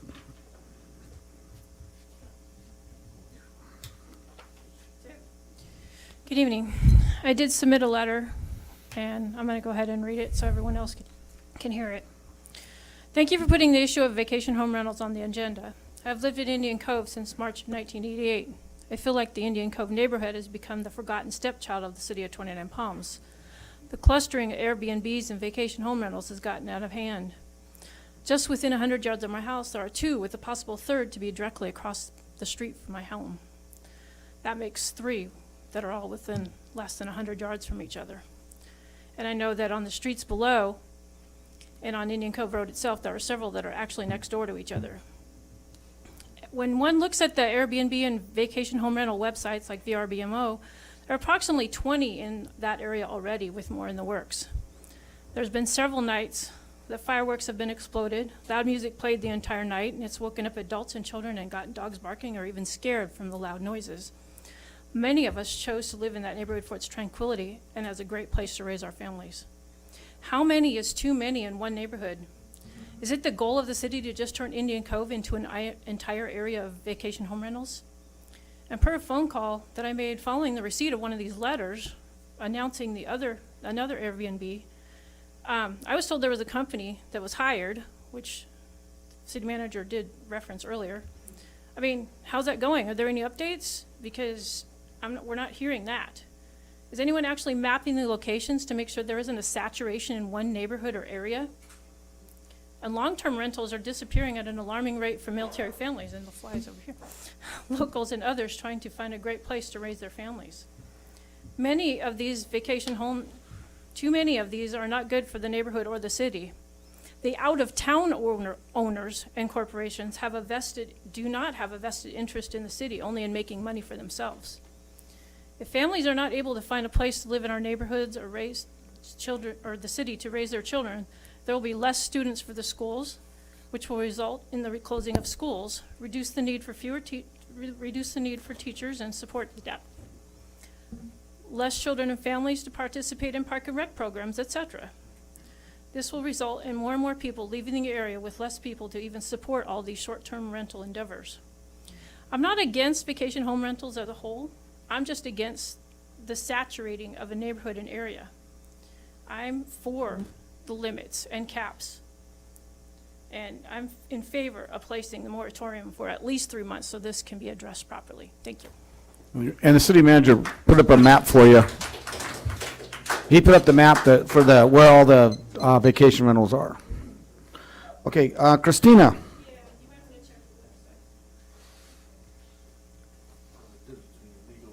Well, that's true. Hi, good evening. Thank you for having us today. I wanted to speak in favor of the moratorium. I have many concerns, but I have 3 minutes, so I've prioritized, and I want to talk about my long-term concerns for the city of 29 Palms. Sorry, I'm a lot shorter than the previous people. I didn't adjust the microphone. I want to speak of my long-term concerns for the city of 29 Palms. First and foremost, I think we are all in favor of increased property values that benefits the people who live here. But tourism is a notoriously unreliable industry. It is the first industry that goes when the economy contracts. And by placing all of our eggs in the short-term rental basket, we're setting our community members up for future financial loss. We're setting ourselves up to lose all of this home value we've seen increase lately. We're going to lose that and more, the same way we did in the last financial crisis in the early 2010s time. But it's going to be exacerbated because all of these people with short-term rentals, they're no longer going to be sustainable business models, and all of those properties are going to be on the market at one time. I would ask the city to consider the long-term property values as well, instead of just the short-term property values of the residents. Second of all, I have long-term concerns about the community. I look around the city of 29 Palms, and the people I see here who are most invested in the community are people who have returned to 29 Palms after retirement, after spending great childhoods here, and I'm worried we are losing that connection, and that in 20 to 30 years we won't have those people returning here because those people currently can't find long-term rentals and they cannot afford properties. I want to suggest a couple items that I think that the city should consider to help in the long term. I think first of all, the city should prohibit the sale of residential homes as businesses. This practice precludes, it prices out people who want to live in community and who are not interested in maintaining a home as a business. Second of all, I want the city to consider density requirements and limits to prevent certain areas of the city from carrying that extreme financial risk of long-term over-reliance on the tourism industry. Third, I would like the city to consider ways to prioritize local ownership, whether that's for short 2-week residence requirements for anyone with Airbnb permits, whether that's including a requirement of a certain number of volunteer hours in the local community every year. I think that there are ways that the city can prioritize local community owners to keep those funds and to build wealth within our own communities instead of facilitating that wealth being taken out of our community. And fourth, I would recommend that the city find a way to meaningfully incorporate the comments and considerations of the people who live in the communities where these places are being proposed. Thank you. Thank you. Well, hopefully, because of this hearing, you know that we are listening. I hope you do know that. Okay, Jennifer, come on up, Jennifer. Hi, I'm Jennifer. Can you hear me? Is that good? Okay. My name is Jennifer Ruggiero, and thank you for hearing me. You know my position, so I'll make this brief. I am a representative of Preserve 29 Palms, and I want to make it very clear that we are not against seasonal rentals. We are for limitations. We are not against them, and we definitely are feel very glad, fortunate that we have companies like the Desert Beacon opening up, which could potentially manage some of the problem issues that we have. That being said, the limitations that we are proposing are as follows. Restricting the number of VHR permits issued based on a percentage of single-family resident housing stock. Preserve 29 Palms suggests 5%, which allows for a 3% growth based on current statistics. 2, limit future VHR density in neighborhoods and roll back VHRs in already impacted neighborhoods. Preserve 29 Palms suggests 1 VHR per 4-block radius in neighborhoods where lot size is under 2.5 acres. And also that the city please consider providing a dedicated phone line or some resource for community members where they can call in a problem seasonal rental. I appreciate the fact that the city is considering hiring another code enforcement officer. However, hours are 9 to 5 and they're not available on the weekends, number one. And that's usually when Airbnbs rent and parties happen. We've had quite a number of parties in the area of Indian Cove where I live, and I'm seeing my neighborhood slowly and probably more rapidly in the near future, unless we implement some sort of limitations, turn into a seasonal rental zone. I would like to not see that happen. I think we can come to a reasonable compromise. This is about balance. It's not about for or against. For me, it's not a black and white issue. It's about balance, and it's about being responsible and the city listening to the concerns of the community and implementing changes in the current existing code that helps the community feel like the city is on their side and we have some recourse dealing with problem Airbnbs. And I, as a homeowner, both myself and the signers of the petition that I generated, Preserve 29 Palms, feel very concerned about the fact that I could have a seasonal rental go up next to me on the south side of my house. I could have one on the north side. I could have one on the east and on the west. There's no limit. I could be surrounded by seasonal rentals. Not okay, which I'm sure most people would agree upon. And I also want to thank the seasonal rental owners and the locals that own seasonal rentals who manage them responsibly. Thank you. And that's about all I have to say, and thank you for your time. Thank you. Sarah Beck? Finally. Sorry. Get up here. Okay. Thank you, council. I appreciate it. My name is Sarah Beck, and I am a vacation home rental of, I have 4 in 29, and I also own a business in 29. I own a building in 29.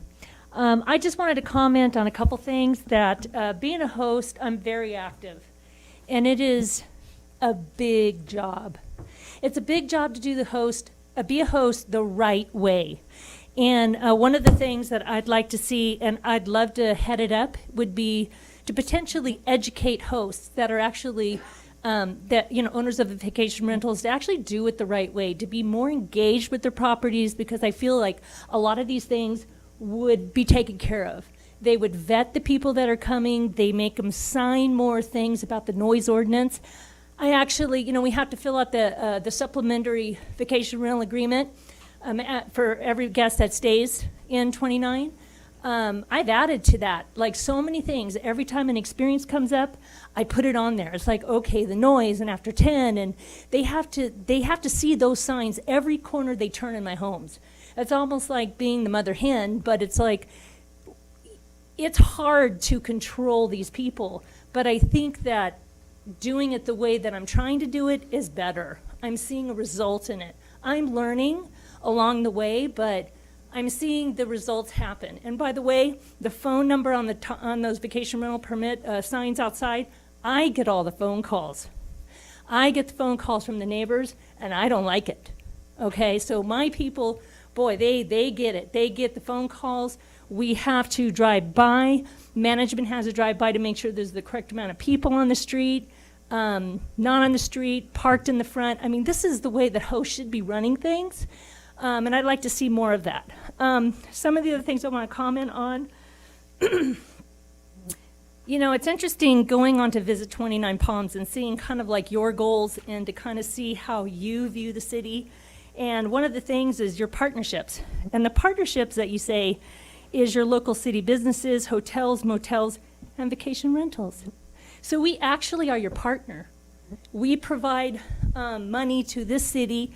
2017-18, the TOT tax, I don't have current, but that was $1,179,000 with only 60 vacation rentals. I mean, it's bringing in a ton of revenue that I want to address. I don't see 5.6 nights staying at my vacation rental. It's 2 nights.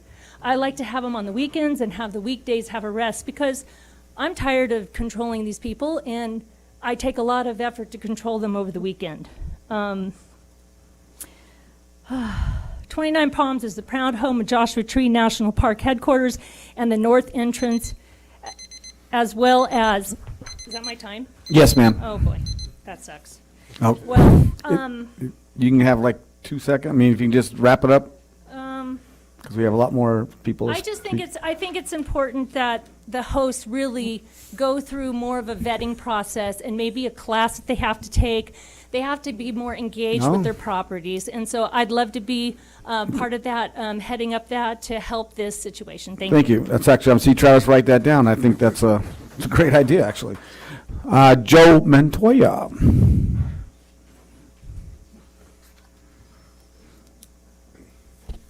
Wow.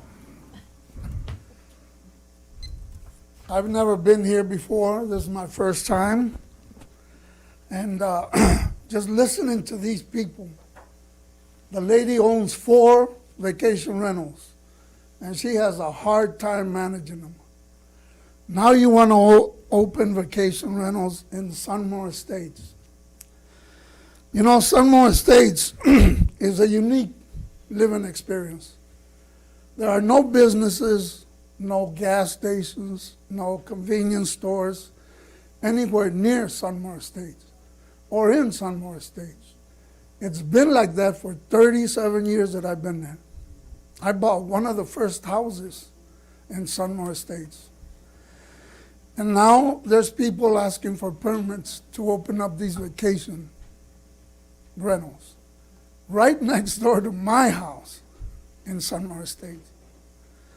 And listening to these people and the problems that they have are going to come to Sunmore Estates. I just feel very against opening up vacation rentals in Sunmore Estates. Like I said, it's a unique living experience. The fact that there are no businesses there keeps the foot traffic down to a minimum. You know, in 37 years, there's only been a few times that I was told it was none of my business when I asked questions. But then I told them, I said, this is my home, this is my community, this is my residential community. And I said, if you're here to do bad things, you're going to have to talk to law enforcement. And they would tell me, well, I was just visiting so-and-so. I was just doing this. It's easy to keep the security when you don't have all this foot traffic. And now you have vacation rentals coming in there. Now they'll be able to tell me it's none of my business. And there's nothing I can do about it because they're paying for it.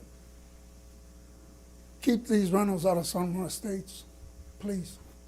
Thank you, sir. Okay, Lynn?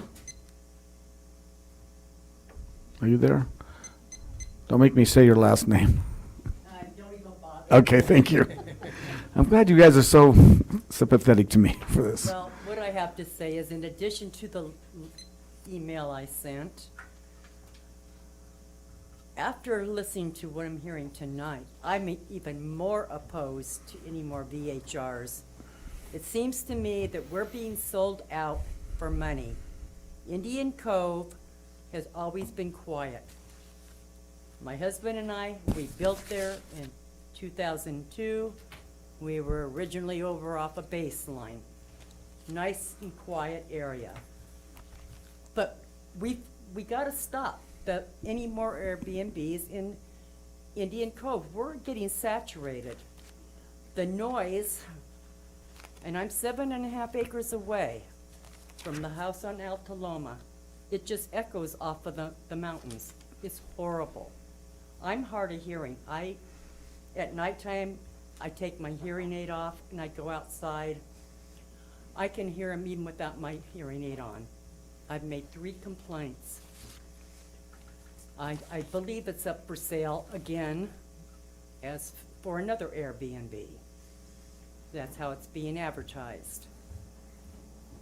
But without having to repeat what all of my neighbors have said,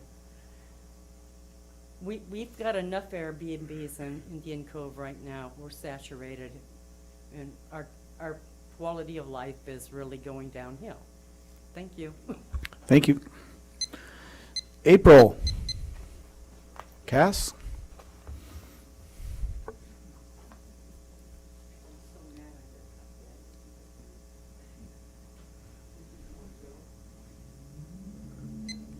Hello, Mr. Mayor, council members. My name is April Cass. I'm here to speak in opposition of the moratorium.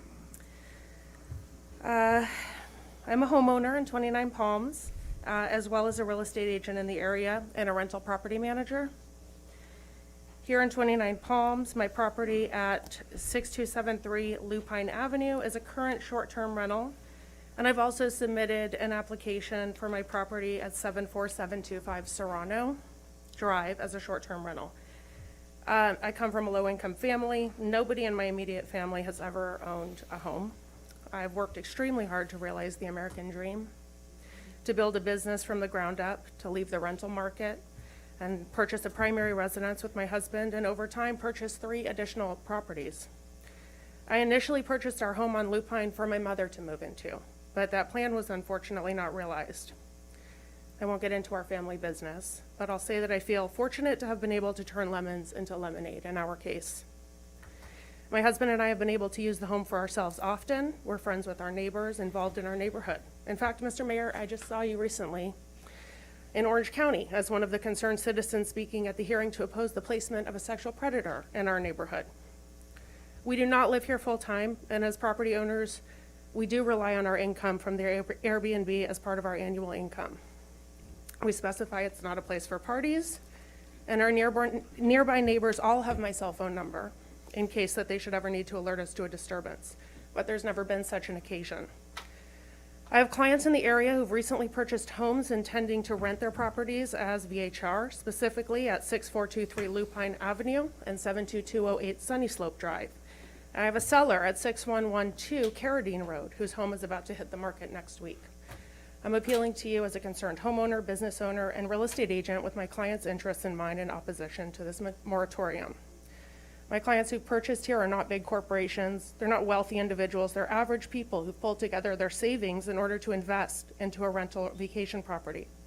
One of them rents his primary home. This is his first property purchase. This moratorium could cause these individuals financial distress if it happens.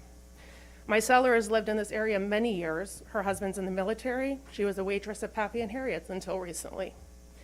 The proceeds of her sale are a huge deal for them, and this proposed moratorium may affect the sale price of their property if it is adopted. I understand there are individuals who are negatively affected by change, and that an influx of STR properties can bring, negatively affected by the change that an influx of these properties can bring. But I'd like to point out the positive impact they have as well. They raise property values for homeowners and bring about improvements. They create jobs. I'll wrap it up. I'm able to employ a number of people from 29 Palms, housekeepers, construction workers, pool spa service landscapers, and they bring tourists to the area that also patronize the businesses. Mr. Mayor, council members, thank you. I appreciate your time and attention to the matter. I urge the council to consider these points and not to adopt this moratorium. Thank you. Okay. Mike Canberra? Mike Canberra? I know that's not you, CJ. So is Mike still here? Oh, is that you? I'm sorry. Oh, no. I was looking for a mic. Okay, I guess Mike's not here. Okay, Todd Cass?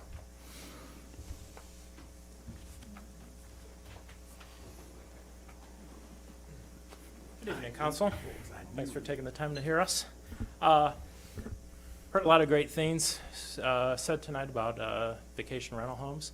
I myself am an owner of a couple in the area, and I think, obviously we've improved the properties when we've moved in, which I think is a great thing. One common thread amongst all of our properties, I've gotten to know the neighbors. I've stayed there for extended amounts of time. All of our neighbors have commented on how appreciative they are for what we've done to the property. Previous owners of the properties were not maintaining it, or people who were staying there were not the most pleasant neighbors, I guess, to say that. So we've gotten to know the neighbors. They all have our cell phone numbers. Our main objective is to make the neighborhood happy. We do not want to impose on the neighborhood. We enjoy the quiet atmosphere of 29 Palms, and we want to keep it that way. Also, I don't want people partying in my house. That's not something I want. So we vet everybody who comes into our Airbnb. We do not have it as open rental where they can just sign up and immediately get approved. We vet them. We make sure they know that it is a quiet retreat. It's not a place for partying. Like I said, our neighbors have our phone numbers. We always tell them, if there is an issue, call us first, and we will make sure we will take care of it. So what I heard tonight is, some talk about some regulations, and I'm all for that as an Airbnb owner. I think that's great. I think that's a better idea than a moratorium. We don't want to, we have a great natural resource here with the national park. We are a little further out than a Joshua Tree, a little less popular, so we don't want to lose out on that monetary income. So I think the moratorium isn't the way to go, but I think looking at regulations and making sure that Airbnb owners are more responsible. And there are some regulations in place to keep 29 Palms the peaceful, serene neighborhood that it is. Thank you for your time. Thank you. Corey Moran? Yeah. Hello, Mayor, Town Council, Frank. How's everybody doing tonight? I come here to speak also in favor of regulations. I do oppose the moratorium. I don't believe it's necessary. I believe you guys are more than capable of being able to work through this during this process in order to come up with something without having to actually completely shut it down. You do have several people that have put their life savings into coming up here now and saying, oh yeah, I'm going to be able to do this, and this is what we're doing. And the city of 29 Palms has been a great partner for all these other Airbnbs to come up. And now they're probably in escrow, getting ready to close escrow. If this moratorium goes into place, it's going to be a detrimental thing for them. I work for a local government. I actually work for the Water District in Yucca Valley. I've been in the area for 35 years. I own an Airbnb out here in the city of 29 Palms, and my neighbors, all same thing, have my cell phone number. Anybody does anything, call me. My complaints that I've gotten, and I've gotten 2 of them personally called my cell phone, and I've never had one from the city, but the fact it was my own daughter having a party. Pretty embarrassing. Pretty embarrassing. Other than that, everybody has, like I said, everybody has my number. My neighbors next door work at the national park. They know who I am. My neighbor to the right of me, she is a very, very nice elderly lady. Her and her daughter both have my number if they ever need to get a hold of me. All my neighbors on my street have my number, and many, many people in my neighborhood actually rent my place. They have family that's either in the military or in the national park or different areas, and they come and they rent the place. And I love that because it keeps me in tune with the neighborhood and what's going on and being able to keep everybody happy. I want to make sure that we're maintaining the highest level we possibly can. As an Airbnb host, I have 5 stars. I don't rent to people unless they have 5 stars. It's very, very rare that I'll ever rent to anybody that's a brand new user because you just don't know what they're like. You don't know what they're going to do. You just don't. So you kind of have to weed those people out. And unfortunately, I have an age limit. You're not allowed to rent my place unless you're over the age of 25. There are things that I think that we should have as far as regulations go. I agree with some of the people that certain neighborhoods, maybe there does need to be a cap. I don't know what that would be, but obviously, if you're in a small neighborhood, you don't want 20 houses and 10 of them are Airbnbs, I guess. Me personally, I think it's great that we're able to come in, whether it's myself or all these other people that are here supporting, that we don't have the moratorium. But these people are coming in and they're actually they're beautifying Twentynine. I mean, there's some places out here that have been just run down. Here, Yucca Valley, I mean, you see it all over the place. And none of these places would be what they are now without it, because they've been run down for years up until this point. So I just wanted to speak against that and just say that you guys are doing a good job, but regulation needs to be put in place, but a moratorium does not need to happen. Well, thank you. Lawrence Salcido.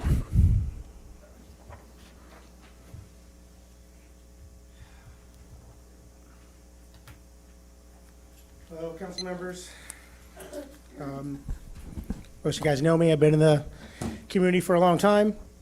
I had vacation home rentals as well as probably close to 25 or 30 homes here, managed between myself and my family members here. I currently live in Indian Cove. Prior to that, I lived in Lucerne Valley, and people ask me why, after 20 years in the Marine Corps, why'd you stay in Twentynine Palms? Or what the hell am I doing in Twentynine Palms? I stay in Twentynine Palms because I like the neighborhood. I like the atmosphere. My kids have lifelong friends here. We don't have the gang problem. We don't have the race problem. And I love it. It's one of the reasons I chose to stay here, one of the reasons why I still stay here to this day. I'm in favor of more regulations as far as Airbnbs. I take it some do get out of hand, and I am against the moratorium for the vacation home rentals. I do think that as Airbnb owners, you need to be more engaged with your Airbnbs. The second we let big companies come in here and start taking over and managing Airbnbs, we start getting outside money, and people that aren't managing them or doing a good job or I'm not an on-site manager. For myself, it was pretty easy. My number's on that on the front sign. If there was any problem, I was there. And I made sure all my neighbors knew who I was and stuff like that. And it wasn't or hasn't been an issue for me since. Get my notes back right here.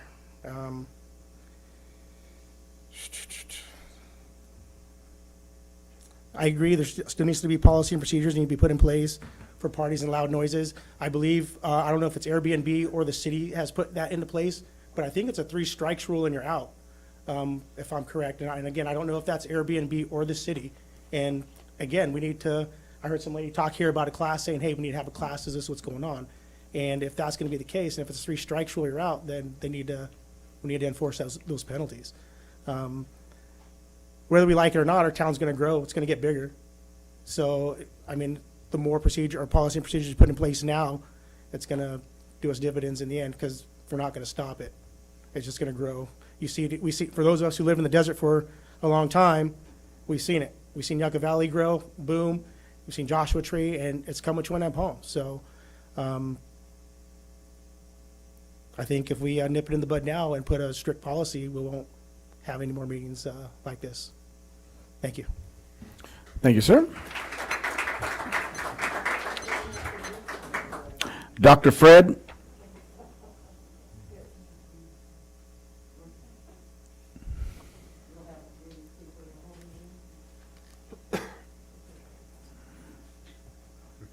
Hi, good evening, everyone. Good evening. Dr. Fred Mikanovich. I'm here to speak in favor of short-term rentals.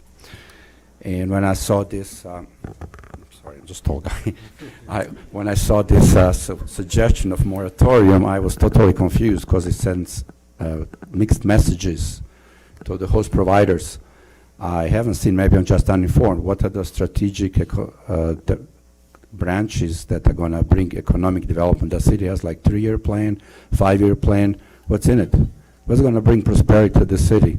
I don't see light manufacturing. Is tourism in it at all mentioned? This lady said tourism is kind of finicky.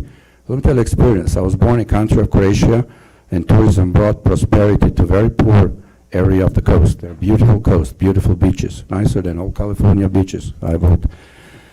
But country of Croatia earned 1 year, I remember, $3 billion of gross domestic product. So everything that's produced, manufacturing, stores, services, all the people of country produce $3 billion. Tourism, $1 billion, 1/3. So is tourism bringing 1/3 of revenue production here? If not, there is a long way to go. No. Were those people rowdy? Yeah. They're nosy? Yeah. But they brought the employment. All those people used to emigrate down to San Pedro, New York, lots of Croatians there, out of just poverty. So this is my first point. Second, I only have one short-term rental that I'm going to drive, a permit for second one. The thing is that what I have is that I worry about parties. I don't want anybody come party in my house. I scare them away. I put even say, hey, continuous monitoring. One person said, where's the camera? What's going on? I don't have camera. It's just a fake BS, you know. I just want to scare away party people. But the question is, why punish me as a host for rowdy people? What did I do? I'm trying doing my best. They said three strikes and out. What did I do? I'm in favor of code enforcement. Please hire additional code enforcement people, have them come. Oh, you're having party? Your violation of Airbnb rules, city rules. I post literally, copy-paste all the city rules as required in ordinance. No parties, no terrain, no dogs, no everything. It's there. Everybody read it. I'm following the rules. Send code enforcement. What am I going to do? Why is my phone number and permit at all to start with? They're going to call me, and I'm going to come with my big muscle, and I'm going to scare them away. Like, what am I going to do? No offense to me, it's totally ridiculous. I don't know what to do. They call me. Nobody called me, but what am I going to do? I have no idea, to be honest. So please hire uniformed, armed law enforcement and send them out. Give them ticket. Kick them out. Empower the law enforcement in my name. I sign it. Require all the hosts to give city permission. They're having party. Evict them. 5 minutes, kick everybody out. Thank you very much. Thank you so much. Mac, you want to give your number so you can be the muscle? Jim Thornburg.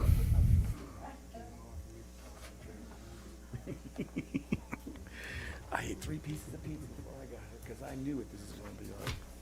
I ate. Good evening, everybody. I'll make it really brief. I'm in support of the VHRs. Obviously, having worked for the city and seeing these houses that were in disarray getting changed up is really doing a world of good. A couple of things to definitely worry about. I see driving around a lot of unpermitted things that are going on. So something if the city could do proactively to go out and look at all of this weekend work that's getting done by these people from out of town. And the other thing, I know 5 people between in the month of July that have to be moved out of their house and they don't have a place to rent. So, you know, the people that are living here, I have 3 staff NCOs. The staff NCO barracks is no longer, so if you're a single staff NCO, I've got 3 of them in a long-term rental, but I digress from that. Anyway, I have 2 VHRs on my street. One of them is kind of owner occupied and they stay on top of it. The other one is about 100 yards away to the east of me. And we have had at least 30 complaints of noise since the COVID restrictions have lifted. I've tried to handle things on the lowest level possible by A, going over and talking to them, and B, calling the number. So the manager we've been able to work out most everything, and I've just recently kind of come to the point to where I'm tired of calling, and the noise ordinance needs to change.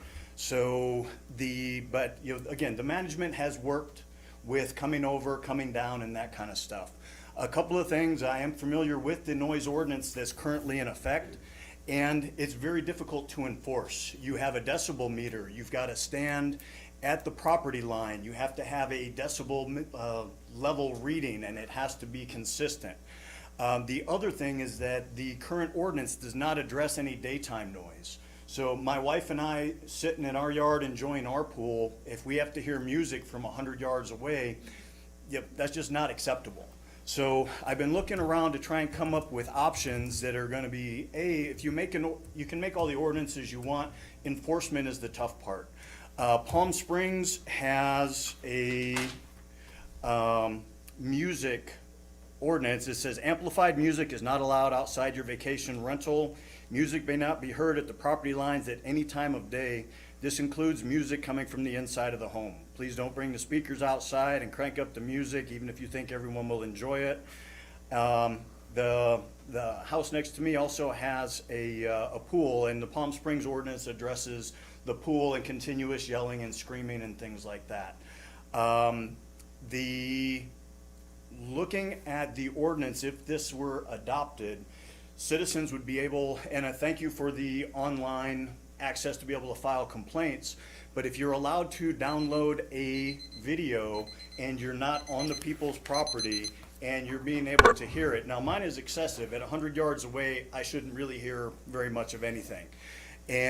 But if you're able to download a video, then here you have your evidence for code enforcement to be able to move forward and things like that. We've stayed in one in Palm Springs. Okay, we have to wrap. That was your time. That was your timer. All right, but anyway, if you relook at the noise ordinance, I would appreciate it. Okay, thank you. Vino, Mayor, if the fly happened to disturb me, can you give me extra time? pardon me? If the fly happened to disturb me, can you give me extra time for that? Oh. Because I can slow as well.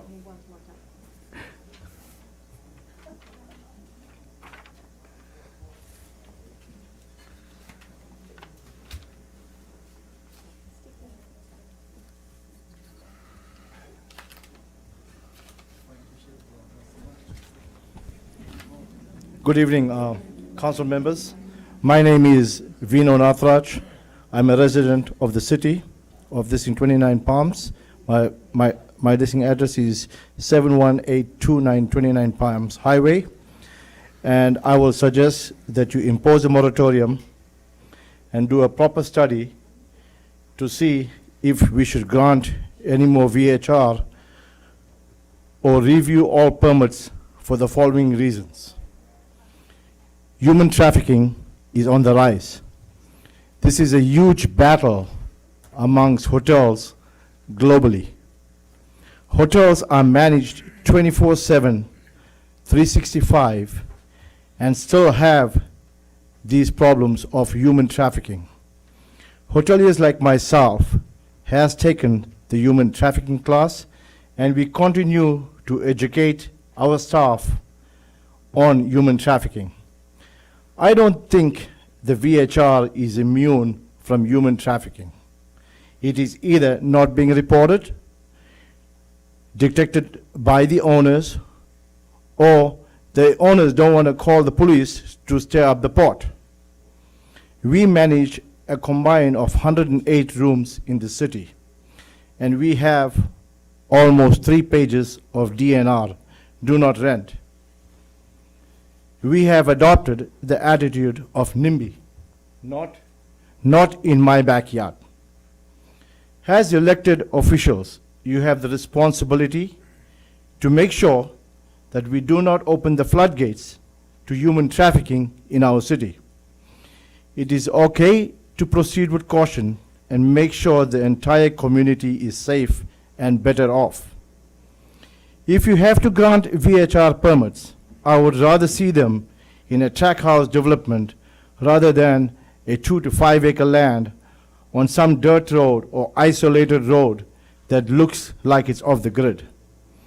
If taxes are your concern, elected officials, we have almost 640 rooms. At the present time, there's 3 hotels that have been permanently closed down for almost 18 months. And no other town on Highway 62 have 640 rooms. And those hotels are half full. The city manager, Travis Clark, knows that I've been trying to work for housing for my staff, and I'll probably be the first business person to happen to provide subsidized housing for my staff because they cannot find reasonable rental houses. Thank you. Thank you. Heidi. Edridge? Aldridge. I said, oh, okay. That's close. All right. Good evening, Mayor, City Council. Thank you for hearing our comments this evening. My name is Heidi Aldridge, and I own a VHR on Pine Spring Avenue in Indian Cove. I just got married last year, and prior to getting my VHR permit, the house was my personal home. So I have experience both living in Indian Cove and now being a VHR owner. I think if we're being honest about the houses that are a problem in Indian Cove, they're by and large not the VHRs. The character, cleanliness, and integrity of my neighborhood are all negatively impacted by the numerous long-term rentals and owner-occupied residences that are not well cared for. My firsthand experience living in Indian Cove has shown me that most of the issues called out by VHR opponents are caused by the permanent residents of the neighborhood.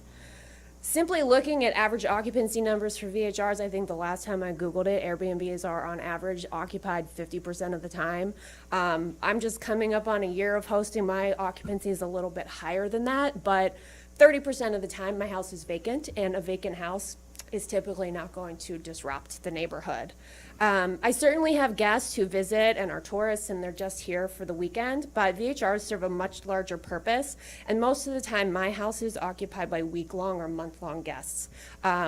My guests have included a family who needed to evacuate from wildfire last fall, relatives of my neighbors in Indian Cove, a family who needed transitional housing while looking for a permanent home, and out-of-town grandparents who wanted to be here for the birth of their first grandchild, just to name a few. 29 Palms has been ripe for a boom for quite some time, and I truly commend the city for how they've handled the VHR growth. I believe the current rules and regulations are sufficient, but I'm not opposed to reasonable additional regulations. I also believe the benefits of VHRs to our community far outweigh any negatives. Since obtaining my VHR permit last year, I try to attend as many of these meetings as I can. And when the topic of complaints come up, it seems pretty clear based upon the comments from the city and when law enforcement is here that they don't get a lot of complaints. Maybe that's because people choose not to complain.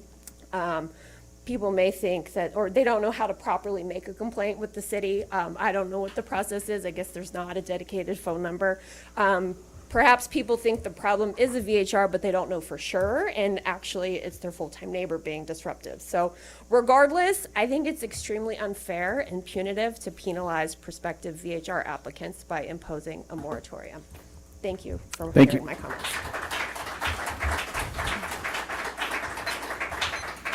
Mary Jane. While she's making her way, Christina, is there anybody who's wrote in? Okay, thank you. Hi, Mary Jane Bingy. And Danny, I hope everybody heard what you had to say about growing up in 29 and raising your family in 29 and how we are so responsive and we get along with our fellow 29 Pomeranians, as Gary will say. I hope so. So I've been here, I'm not going to say maybe what year I got here, but let's say I started kindergarten here. You can take it from there. And I think you can say that I'm invested in 29 Palms. Right now, please, is a bad time for moratorium. Interest rates are low. The housing market is sailing. And if you put a moratorium on at this particular time, you're going to really lose a lot of the momentum and a lot of future sales for 29 Palms. Now, I heard a lady say, well, if you get too many Airbnbs, short-term rentals, then what's going to happen when it all crashes? Then they go into long-term rentals. It's not a lose-lose, it's a win-win, both sides. I agree with limiting Airbnbs in some of the areas, absolutely. There should be some sort of regulations as to how many can go into a neighborhood. The tourist dollar goes around 7 times. I don't know if you guys are aware of that. So you don't want to stop tourism coming to 29 Palms. Airbnbs employ cleaners, plumbers, repair people, etc. New stores are opening up in 29. New clothing stores. A young group of people are coming here. They have enthusiasm. The Kitchen in the Desert is a wonderful place. People go there and they're a group. They come together. It's what 29 Palms for so many years was, and it's kind of happening again in some of these places. So guests spend money locally at restaurants, grocery stores, gas stations, and we have a farmer's market. You see all kinds of tourists up at the farmer's market. New stores are opening up, I mentioned that. Most people come here that I have at my Airbnbs, they're families. They're here to go to the national park. They're not, the people that I have in my Airbnbs are not partiers. They're families and husband, wife. And I missed my point here that I was going to say something else. I wrote it down. Oh, Airbnb and Vrbo are absolutely against parties. There's a big thing out there now with Airbnbs to stop all parties that go onto Airbnb. So they're already on that game. And again, repeat, you use the phone number that's on the sign and you call the people that are managing or that owners. Thank you. Thank you, Jim. Karen. Yep. You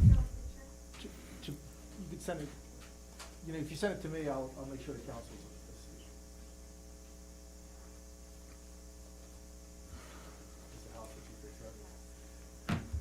Is it okay if I share it with the council?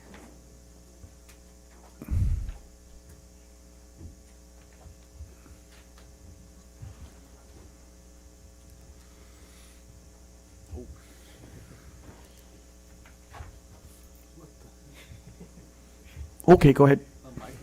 Hi, my name's Karen Moran. I have lived here my whole life. My parents came out here when they were pregnant with me, and I've had an amazing life here. I love this area. And so just a little bit about me. My husband and I, we worked very hard for all the stuff we have. We were finally able to get a second home. And I tell my husband, some people aren't even able to afford one home. And what a success that we've been able to afford 2 homes. So we got this little house that was in awful condition, and we totally rehabbed it. The lady here who was complaining earlier, the lady in blue, it was actually my Airbnb she was complaining about. I did run outside so I could talk to her about it. So there were 2 incidents. We stay there a lot, and both of the incidents have never been when we're Airbnb-ing it. It was both celebrations for my kids. One was my daughter's 16th birthday. The other one was my other daughter's 21st birthday. We have never received a phone call from her to address it with us. It's always been straight. So my first thing is I would be a little concerned about this 3-strike thing, because 3 strikes, it could just be one neighbor who's like, I'm going to make sure there's no Airbnbs around me, and I'm just going to continuously complain about them till I get them shut down. I am 100% for a compliance officer. I think that that's a great idea. So another thing that she said to me, so she's so worked up about. Ma'am, can we just address us? Please don't bring that stuff up. You just need to address us about Okay. what your concerns are, not. Okay, so can I just make one more point that she's upset about that isn't even a fact? It's, Just because I think it's about education. I just don't want it to become a he, No, you we and were her. good when we walked Okay, away. okay. I told her, she says, anytime in the future, she's always going to call me and we could work it out. Okay. But another thing was, she thought that our guests that she's really upset about. She feels like our guests were burning trash in our backyard, but it's actually one of the houses a couple doors down. So, that's another point. Had she just called us and addressed it with us, then we could have said, our people are not burning trash. So I think some of this with people being so worked up about the Airbnbs is just about education. And if we just communicate with each other, I feel like we could work out the problems. That's a great point. Thank you. Terry and Rick, are you?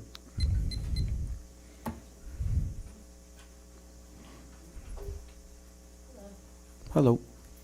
Thanks for hearing us all tonight. So we have an Airbnb. We live here full-time. We've been here 4 years now. We live on our property. We don't rent a full house. It's only for 2 people. It's usually just quiet couples that want to come and have a nice weekend. We completely respect and love our community and everything that's going on here. At the height of COVID even, we completely shut down our Airbnb just because we didn't feel that it was right to bring more people in and, possibly infect our community. We are very responsible. We, as some other people have mentioned, Airbnb they are more aware of the partying, and I believe they're not letting certain people of a certain age book properties.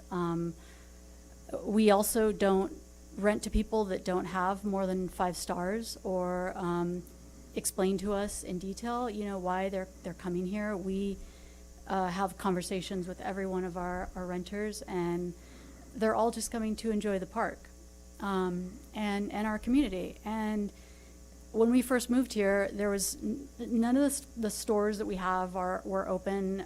We have, a new bakery. We have, a farmer's market now in 29 Palms. We have all these things that are, bringing revenue to the city. And I think that there are a lot of responsible hosts, and, they're very aware of all the things that can happen and go wrong. And I think that, we as hosts are addressing those things. And like I said, we don't even rent. If we go away, we don't even rent. We shut down our Airbnb because I don't even want people at our house and staying there unsupervised. And that's something that's really important to us. So, those are just all the things. I think it would be, I think certain areas like Indian Cove, there are problems in some areas, and maybe those things can be addressed. But I think that Indian Cove versus Desert Heights, 2 different, landscapes completely. You have a very dense we area. also don't have neighbors. Yeah. For we have 2.5 acres. We don't have neighbors for quite a ways. We also have there's no noise, there's nothing happening. But I think as far as some of the other people have mentioned about, possibly, I just lost my train of thought. Anyways, we love our community. And, I think a lot of us do, and I think that there are a lot of responsible hosts, and we love doing it. Well, thank you. Thanks. Okay, we got Cindy Mark.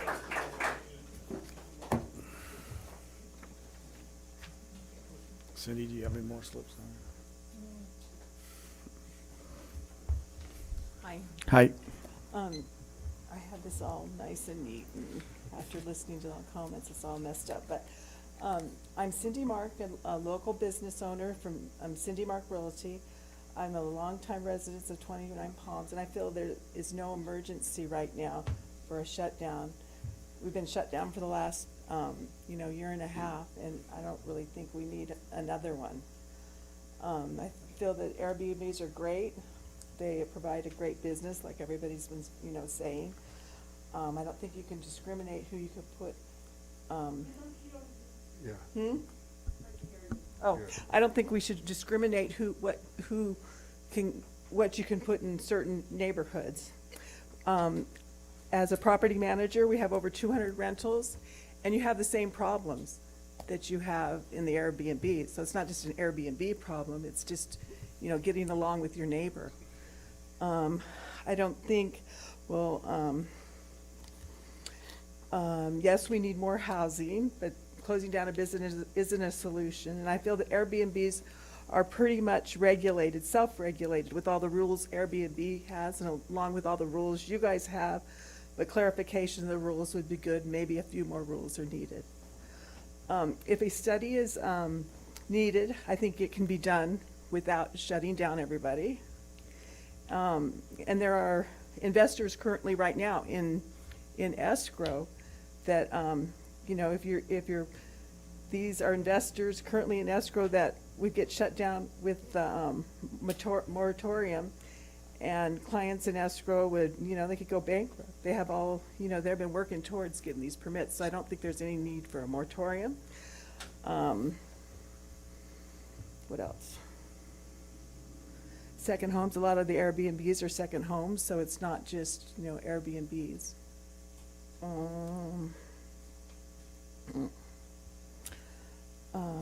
So yeah, that's basically it. Putting moratoriums on the business is so extreme. And that's it. Okay, well, thank you. No. No. Okay, that's all the slips that we have. Is there anybody else there that didn't fill out a slip out for this subject? Okay, Cindy, did you cross off the names that are the ones that spoke? So if you just want to, the city clerk has some emails and letters that were written to us. So did you want to speak on this one?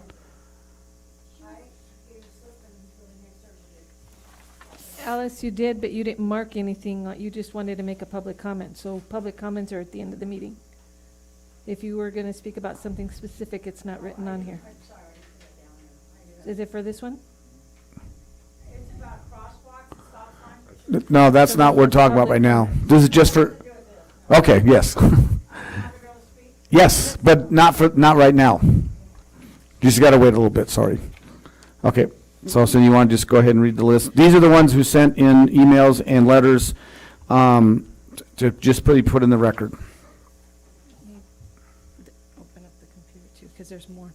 Oh. James Marcelli, Cora Hiroshiki, Kathiana Santiago, Susan Peplau, Ashton Ramsey, Awesome Places, Xander Bleck, Mia Rottweiler, Wesley Gear, Nick Deli-Sunti, Brittany Rottweiler, Corbett Ramsey, Pamela McLeod, Tamara Chasteen, Kara Carrasco, Kristen Schultz, Alexandra Gerlinska, Diana DeMartino Shelby, Jack Herkel, Janine Rickart, Johnny Bash, Jacqueline Berg, Lynn Schmeckoff, Heidi Hurd, Cindy Bernard, William Mallon, Jennifer Ruggiero, Jennifer Sperling, Lauren and Joel White, Lily Tanner, and Kate Collins. There were a couple more here as well. Holly Matzel, Mark Llewellyn, April Cass, I believe she was here already, and Mike Canberra. And all of those have been sent to the council for review. They're all yes, they were sent to the council and will be received and put into the record. Okay, thank you. Okay, well, we're going to close the public hearing, bring it back to council, and I guess we need to discuss, in other words, the discussion is if we want to put an emergency moratorium on the vacation rental, or what is our alternatives? So, if you don't want to do the moratorium, we could still go down that path of additional regulations without the moratorium. So that's an option. No additional regulations probably would be another option. We were looking at just the enforcement side of it, but there also is limitations, is another option. So I think that summarizes probably the most relevant.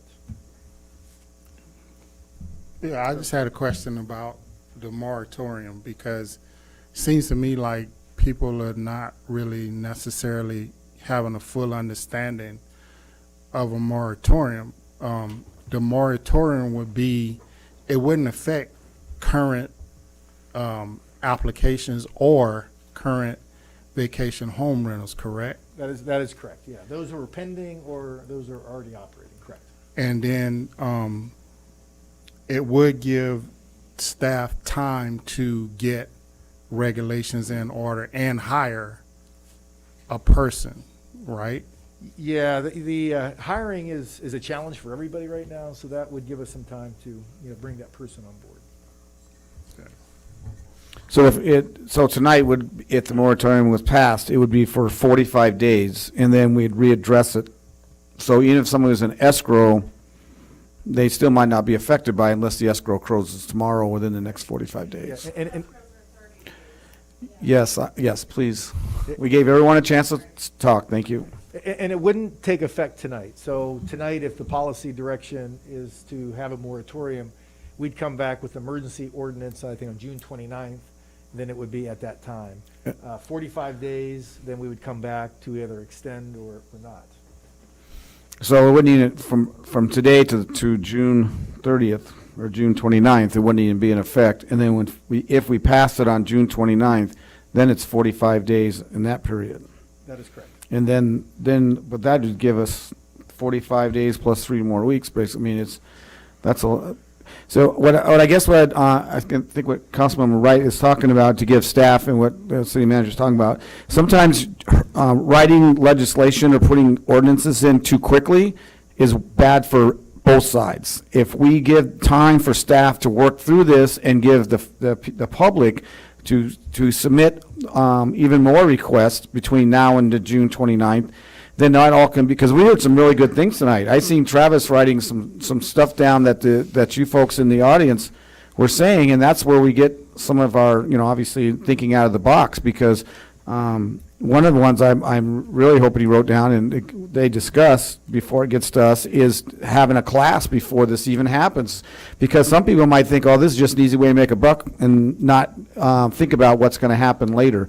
So we are listening up here. This has obviously come back to us now on big meetings twice, but again, just rushing into an ordinance is not a really good government business. It's not good for you or us. So that's all I have to say. And Mr. Mayor, just to kind of piggyback off of that,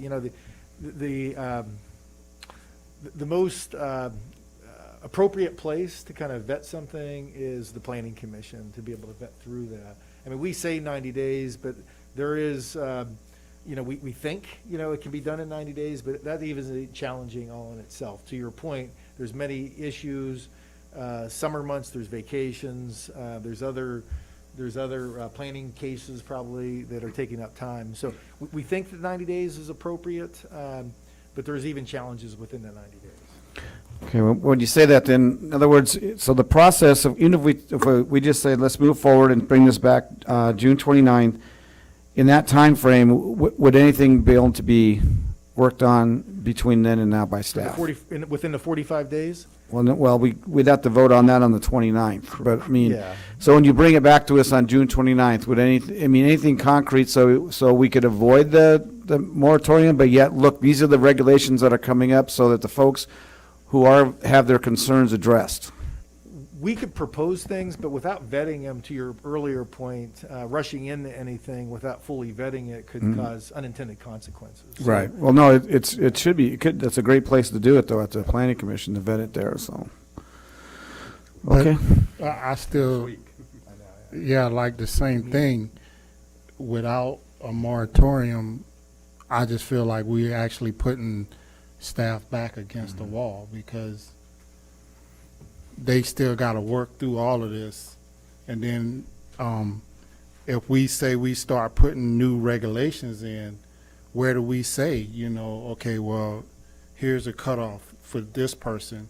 So like you came in yesterday and then I come in today and then all of a sudden the new regulations apply to me but not to you when you did yours. So I think a moratorium is appropriate so that they can do what they need to do. So just in clarification, there wouldn't be a two-tier system. So once the regulations were in place, it would apply to everyone. No, I know that. I mean, like if we was working through it without the moratorium, you know what I mean? A person coming in today Oh, I got you. would be based off of the old rules and regulations because we would be trying to implement them as we're still going.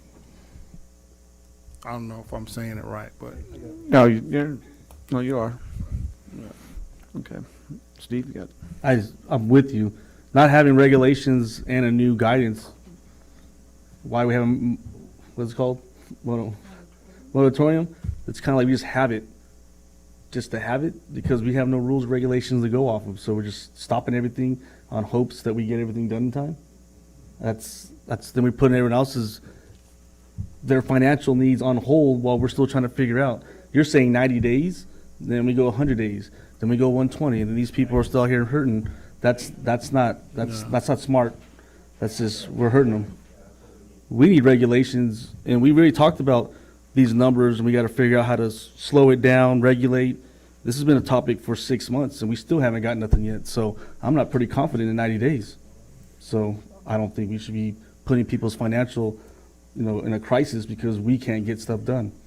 But so a moratorium, the way I'm understanding it, wouldn't put a person that's already in the system in crisis because they would still be able to be processed.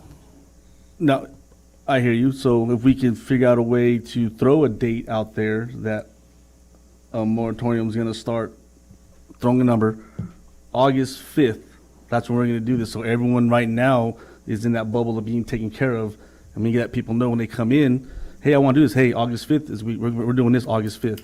So then, hey, don't put your stuff in because August 5th, this is going to stop, and we won't know what's going to happen until whenever. Yeah. But right now, we can't do that. We can't do that. Oh, so you're saying June 29th would be too soon? Yeah, that's the right. next meeting. But the people who are in, that's what I guess what I was trying to get, Yeah. the people who are investing now, what they were saying, so if what Steve said, if we said, okay, the moratorium isn't, we're not going to start it until October 5th, so no one in September would say, I'm going to buy a vacation rental, knowing they'll be told if they do their due diligence, they'll know right away that we're going to start a moratorium August 5th, and then if they still do it, then it's up to them whether or not they want to do it. But that just goes, because we do have to give staff more time. I mean, that's just without making a crazy And I think that also gives you more time, or you guys more time. It would be 45 days, well, at least the initial one would be 45 days from, let's say, August 5th or whatever. Yeah, I mean, you could start working it tomorrow, but August 5th will Yeah. start that. But that is the good. clock starts August 5th, but your clock starts, 08 tomorrow. Yeah, but and the other 16 things they have to do, so I mean, that sounds like a compromise. No, I'd appears. say the last meeting in July. July, no. Yeah, let me tell them. It takes 45. I'm sorry. No, I'm saying start the last meeting in July, When's the last meeting in July? Is it the 27th? Yeah, July 27th. close to August 5th. I'm looking at the people in the stands. They're like, that's not going to work for some of them, huh? Why not? Because they got things. They got things pending. Because we could. Well, we realize that, but what we're trying to do is get a compromise, because as you can see from the audience, that we do have some things to address, so. But if you have a seller that's going to buy it today or tomorrow, then if they have a 30-day escrow, then they're going to know, they'll be in there. But they know not to buy something after July 26th. They know that after July 26th, there's going to be a moratorium on it for 45 days. Well, yes, but at least they'll know ahead of time. But July 27th, we vote on it. You said we vote on That's- 27th? Then we have 45 days. If that's what the So we vote on the 27th, they still got 45 days. No, I'm asking, it I'm would asking. start right then. Okay, that's what I'm asking. Yeah. And that Well, allows the only people to reason I make an say that is informed, because- decision. Sorry. The only reason I say that is because our meeting in August ain't until the 24th. That's a late one, yeah. Well, that gives them the whole summer then. August, yeah, 24th, yeah. I'm thinking the August 24th one is good for me. I like that date. We can compromise. I said August 5th, but August 24th is a good, that's a Yeah. good day. That's an awesome day. Yeah, it's a good day. It's a good day. Why, is that your birthday, or is that his birthday? that's Oh, my birthday. it's Mac's birthday. It had to be somebody's birthday. Okay, so, Mayor Pro Tem, did you have anything you'd like to comment? I did, but, I'm sorry. Councilmember, Wright was talking over me. Oh. But no, it gives them, fair warning, so they can plan accordingly, so yeah, and push it back to August. Yeah. Okay, well, I think we're looking for a motion. I make a motion that we, push it back to August? That we would, Moratorium? that we'd have a moratorium on August 24th. Yes. Now, that doesn't mean we're gonna vote. I mean, it's just, that's when they come back to our table for a vote. Correct, Yeah. Yeah, so it's still in theory could go, because there's only 4 council members voting on it. So Yeah. in theory, like a tie, a 2-2 tie, basically, it doesn't happen. Yeah, so just, that's the next time we're gonna talk about it for a vote, is August 24th.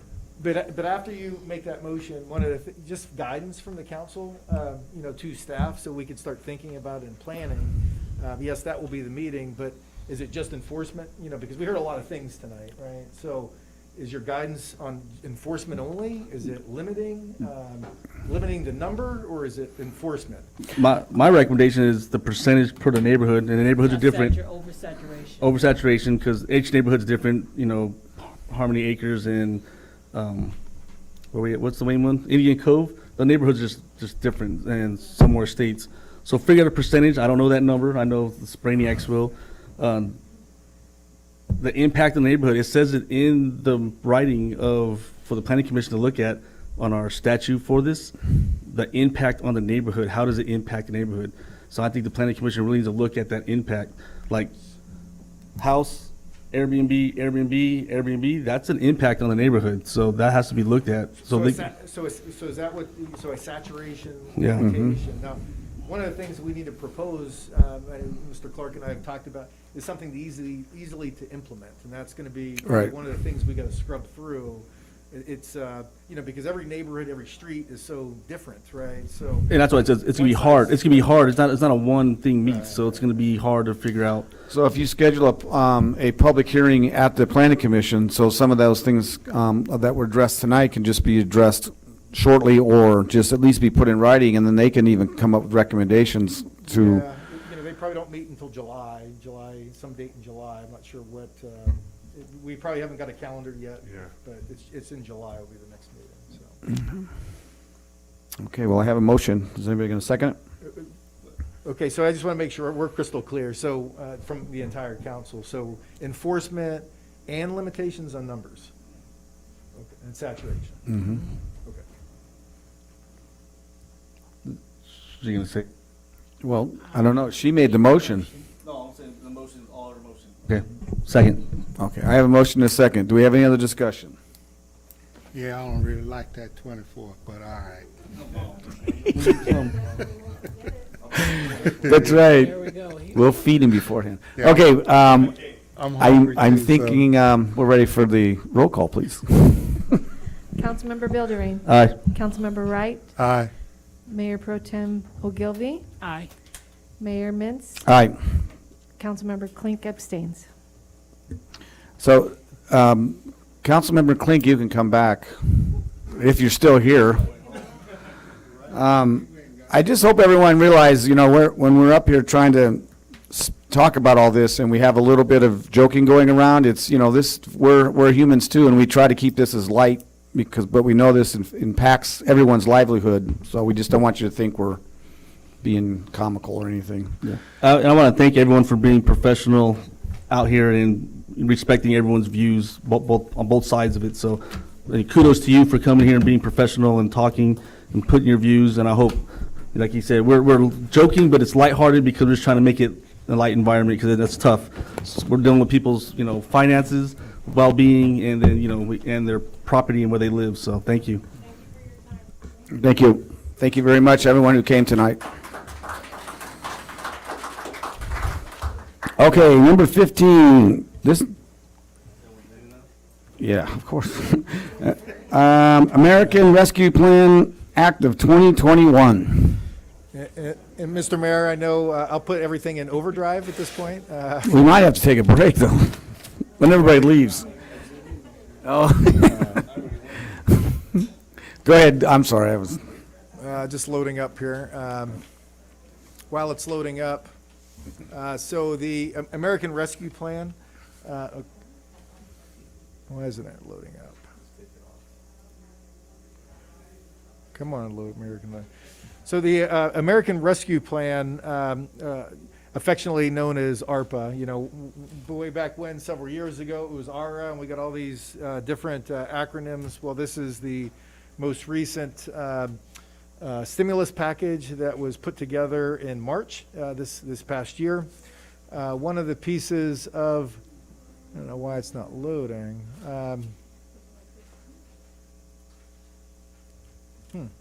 Yeah, I'm gonna have to go old school here. So one of the items, within the American Rescue Package, ARPA, in totality, it was $1.9 trillion. But a portion of that came down to the cities. Within, and again, I'll put this on overdrive tonight, giving the late hours. These dollars, a little different from the CARES Act money that came down to the city. The CARES Act that came down to the city, we, speaking of overdrive, we had to spend it fast. We got it, I can't remember when, probably a little after March, because COVID happened in March, so maybe April, May it happened. We had to spend it by December, so it was in overdrive. Fortunately, with ARPA, the funds have to be obligated by the end of 2023 and spent by 2025. So there's a little bit more time to be able to expend those.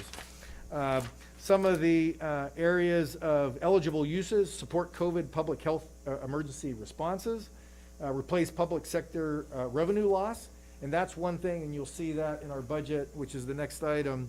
That is one thing that was easy right now. The Department of Treasury has given draft regulations up to this point, but it's still a draft regulation. So we're having weekly webinars to kind of work through this process. And we believe, there's a process in place for continually vetting. Nobody's going to want to give this money back from the cities around the country. So this will be an iterative process, we believe, but we're working through it as we speak. So public sector losses, as I mentioned, necessary water, sewer, and broadband infrastructure, another thing that is called out. Premium pay for essential workers, address negative impacts of COVID-19, and equity-focused services that address health, housing, and educational disparities.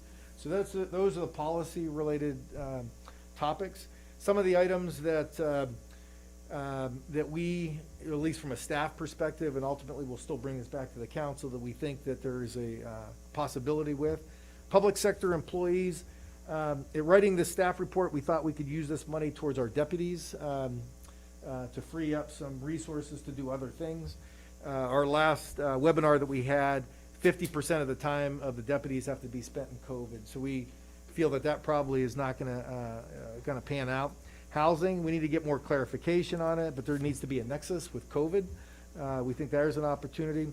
Janitors and childcare that went through COVID, some premium pay associated with it. Wastewater, we're developing wastewater, maybe expanding the plant in Project Phoenix, because that's an eligible use. Broadband, we're working with Spectrum right now and trying to identify areas that maybe we can invest into enhancing the infrastructure to get more people connected. I know Mac always, MacArthur, Councilmember Wright always brings it up, within his area and many other areas within their community don't have service. So we're kind of looking at that and trying to see if that is a possibility. Public assistance. We've done a lot of things from businesses, from homeowners, from landlords, etc. you know, and we need to bring something together, as we'll talk a little later. That is a strategic priority, COVID relief. One of the things I was kicking around, because we hear a lot of employers can't hire employees, right? So maybe we could fund some bonus, you know, money for employees or employers to, you know, attract some employees back to the workplace. So again, that's an eligible. Homeless, you know, contributing some money maybe. Again, there is a nexus there for housing. COVID mitigations, more touchless things that we do have. Boy, I took a peek out there. Everybody's pretty much gone at this point. But, you know, like we do have the front doors and other things that we have to enhance. And cybersecurity, another big thing. Although you don't see really the connection between COVID, given everything that's happened in the world, cybersecurity is one of the issues that it's allowed. I think I've let the council know 4.9 million was the initial estimate. It's actually $6.2 million that the city will be receiving. Just the one calculation of revenue loss is $2.4 million over the time frame. Within the legislation, they allow for a 4% growth. So if we only grow, as an example, and typically 3%, and we can claim a 1% revenue loss. So those are the items. Really, the only thing that I'm asking, you know, we'll continue to vet this and ultimately bring it to the council for implementation. One question that I do have, you know, because they want to confirm, there are some cities that are rejecting this money, saying no to it. So my only question this evening, and the recommendations from staff, is really to receive this money, accept it from a council perspective. If you agree or don't agree with the package, it does provide relief and support for our city that is much needed. So staff is recommending to receive it, but I'll give that to the council to make that decision. Again, this is just a review of the ARPA. We'll continue to vet this, and once the final ruling comes back, and as we get projects, we'll be bringing them forth to the council. So do you want a roll call vote, or do you just want a consensus? Let's make it official, yeah. Okay. I think a roll call vote would be good, just to put it on record, please. Okay, all right, anybody got questions for staff? Do we make a motion then? Well, let me open up to the public first. Okay, I'll just open this up to the public. Anybody want to speak on this? Seeing none, bring it back up. Motion or discussion? I make a motion that we receive the money of 6.2 million. Second. Okay, any other discussion? Roll call, please. Councilmember Bildering. Aye. Councilmember Klink. Aye. Councilmember Wright. Aye. Mayor Pro Tem Ogilvy. Aye. Mayor Mintz. Aye. Approved 5-0. Thank you. Okay, Presidents are proceeding the 2-year general plan budget. Well, thank you, Mr. Mayor, members of the council. Again, I'm going to try to go through this as quick as I can. I'm going to take my mask off, a little easier to breathe. So we have two recommendations in front of the council this evening. Second one is more of a housekeeping item, but let me pull this up a little easier for me to read.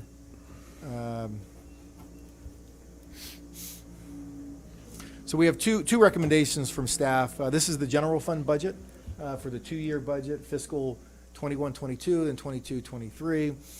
The recommendation is for council to consider the following. The resolution, which approves the fiscal year 21-22, 22-23 general fund budget. That includes our annual spending plan. So that's our nuts and bolts of our budget. Employee cost of living, which is 1.7%, along with the corresponding wage scale and classification schedule. That's recommendation number one. Recommendation number two is housekeeping. In the current year, as the council is aware, our new assistant finance director is an auditor. And one of the things that the council has approved all these items in the second interfund transfer, but we didn't formally approve the transfer. So it's $624,000 of all projects that the council has approved already. $165,000 of total transfer for the shade structures, $459,000 of general capital, which includes $250,000 for the Sullivan Bike Path, $150,000 for the city's leap match, and $59,000 for the ADA playground that we already put in. All these things have been approved by the council. This is more or less housekeeping, the second recommendation. So just to kind of get into some of the nuts and bolts of the budget, If I could just switch to the PowerPoint. So we've had these dates as viewing periods of the budgets. We started back in April 27th with the preliminary budget, which the council reviewed, commented, and staff kind of tweaked from there. May 25th, we brought our special funds preliminary budget. We're here today, June 15th, to propose the adopted budget. And again, we'll be back June 29th for the special funds budget. Just some of the overview. This is a surplus budget, so things are very good in this 2-year period, mainly due to one-time money. So this ARPA, which is bringing in lost revenue, is creating a surplus. That surplus has been discussed, and we'll discuss it a little bit more for some other capital-related projects, the pool animal control namely. So moving on, so PERS retirement and revenue growth. So the city's PERS UAL, which is unaudited actuarial liability, which is our pension liability, has increased from 0 to 469, along with the fire department UAL was increased from 0 to 518. One of the things that PERS has done most recently is evaluated, the earnings potential of the fund, along with life cycles. People are living longer. And with that, they had to adjust that, which went from, again, 0, no fault of the city, just the actuarial aspect of it, went from 0 to those 2 numbers. Revenue growth, very moderate in this time frame, 322,000, which is right around 3%. That's what we're estimating. Strong reserves, our savings are good at $5.6 million. Project Phoenix in the year that we're coming into, 21-22, March will open Project Phoenix, so we'll have a partial year of operations. Second year, we'll have a full year of operations of Project Phoenix. The single highest contract we have in our budget is law enforcement, San Bernardino County Sheriff's Department of $4.4 million, which is a $121,000 increase from the prior year, which is about 3% of an increase. The city, over the time frame, again going to 2025, is expecting to have that revenue loss of 2.4 that we can capture out of the 6.2 ARPA funds. And again, that in some cases is projected gain, right? So if we projected a 3% gain, we can claim a 1% to get to 4%. So that's where that 2.4 comes into play. Just a couple other items that of significance within the staff report. As mentioned, the COLA, 1.7%, about $42,000 within the budget, and we're forecasting the second year at 1.5% COLA. That's just a forecast at this point. In the year 2, the city in this coming year, the city anticipates the visitor center to close and be repurposed. With Joshua Tree National Park Visitor Center coming, there's no need to have 2 visitor centers in our downtown, so that has been part of our forecast. Staff development and training is a priority that the council has recommended. So we have not only reinstituted our training that was stopped with travel, but we also added educational training in our 2-year budget, $25,000 each year. We may maintain the historical legal cost of $120,000, but that, just so the council's aware, if there's some big items that come about, that can change in the year, i.e. FP5 in the past year. So those are all normal activities that are out there. The community center budget, revenue-wise, is $30,000 for Project Phoenix. We have no historical on there, so that's somewhat of a swag as we anticipate our activity that is down there. Successor agency, so we have an administrative cost that we started $250,000 that we get from the successor agency, and that comes from all the taxing agencies, and that each year goes $25,000 less and less and less. That's a goal of the state to ultimately get that down to 0. Wind down of the RDA. We're at 137 now. It started at 250. We're taking 25 a year. This is not a non-election year. However, we do have $35,000 in the budget for redistricting. So that process will be starting once the census data comes out. Many of you may have seen the newsletter that we've started to put out, so we're starting to have some outreach into the community of all the great things and good things that we are doing, so that we funded that within the budget. 2 positions are added in the budget. One we talked about in the prior item, 2 items ago, which was the code enforcement / animal control officer, 1, and a part-time person in parks for Project Phoenix. So 2 positions that are added within the budget. We talked about the sheriff's contract, 2.8% increase, but one of the things that it was lower this year is they defeased some pension debt, but we expect it to go back up next year at 5%. Audit costs are increasing. We're increasing our audit costs, $24,000. Short-term rental compliance, I know I mentioned earlier today, we pay $7,500. And that's compliance for registration. So if you are operating an Airbnb or vacation home rental by not registering, host compliance fines you. We don't penalize, and that's one of the things we probably need to work through. They register them, but there's no penalty for flying under the radar screen. Human Resources has automated their application process. NeoGov, about $5,700 a year. Utility costs have increased. We're transitioning in the fire finance department with retirements.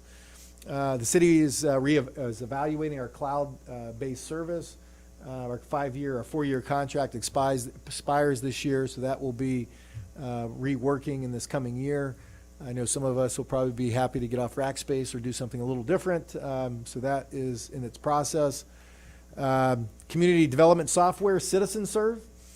Travis and his team, along with other departments, are working in the implementation process of it, but that does have many things now are subscription-based. You don't buy software anymore, you pay subscriptions, and so that's $16,800, which is in the budget. We restored all the held positions we had during COVID: animal control, public works, community services, and recreations. Lucky Park Pool is in desperate need, as mentioned, of upgrades, and I'll talk about that in a second. Project Phoenix will have its own department, and year 2. I'm sorry? What does that mean? So, as opposed to dumping it in, if you will, in community services, or recreations, it's going to have its own department. So you'll see within the budget, we'll have recreations, we'll have community services, but we'll finally have Project Phoenix. So we can just kind of capture those costs as it relates to the new development we would have. I thought you meant him talking about the pool later. Department? Yeah, never mind. Go ahead. Yeah, so it's just the capture cost. Maybe very similar to something like Knott Sky Park or Pioneer Park, so we can kind of see the cost associated with that activity. Year 2, I know we've talked about this a lot, LTF funding, local transportation funds, Article 8, that the Morongo Basin Transit Agency used to split with us, now is completely going away. They will be taking it all. So within the budget, the remaining $109,000 that fund was paying for is going over the general fund. So again, more pressure within the general fund in future years. As mentioned, the general fund in this year, these 2 years are great, a lot of one-time money, but we just gotta keep our sight on the future, because that one-time money is only like the description is, one-time money. Frank, can you go back down to, where you had the fire department? Oh, okay, yep. Where was it? No, go back. The PowerPoint? No, you had it. Oh, I'm sorry. That last, where it said, contribute 34,000 for the fire pension. Is that on the 1.5? You're paying that down? So each and every year, the fire department leases the fire station to us, right? So they pay us rent for leasing of the fire station. In turn, each and every year, so PERS, so their target is 7% earnings. They call it a discount rate, 7% earnings. So if they get 8%, they won't bill us anything. If they hit 4%, they do bill us something. So that 34,000 goes towards paying that UAL when it falls short. But that's not on the county fire department. That's on that. That's on the Twentynine Palms Water District pension. Okay, So, all right. Yeah, so the goal within the pension, and that kind of goes back to, the other point here, and I just want to make sure council fully grasp this. So the PERS increase of $469,000, then the fire department, and that fire department means 29 Palms Water Department pension. Those were all paid off, and then part of that is one, how long people live, which they changed. But the other part is the earnings that they expect. Originally, it was 7.5% earnings that they expect, and so that's been ratcheted down now to 7%, and I think it may be even ratcheted down to 6.5%. So that changes that UAL, but each and every annual year, by way of example, if it's 7% and you hit 4%, you got to come up with the money to pay the difference. If you hit 8% and you expect 7%, it goes into the kitty for future years. PERS is 2 years behind, so this year you'll think, well, heck, it's been a good year. They're 2 years behind. So 2 years ago they hit a 4%, so that's where that 34,000 comes from. But that don't have nothing to do with that 1 point something. So, yeah, yes and no. So when we took on the water district's pension obligation, we took their reserves, which was approximately 1.2 million, I think. Then the council also put aside $1.2 million. So we have assets. We have assets to the tune of about $2.5 million. Okay. The liability, though, is greater than that $2.5 million. It's roughly about $4 million.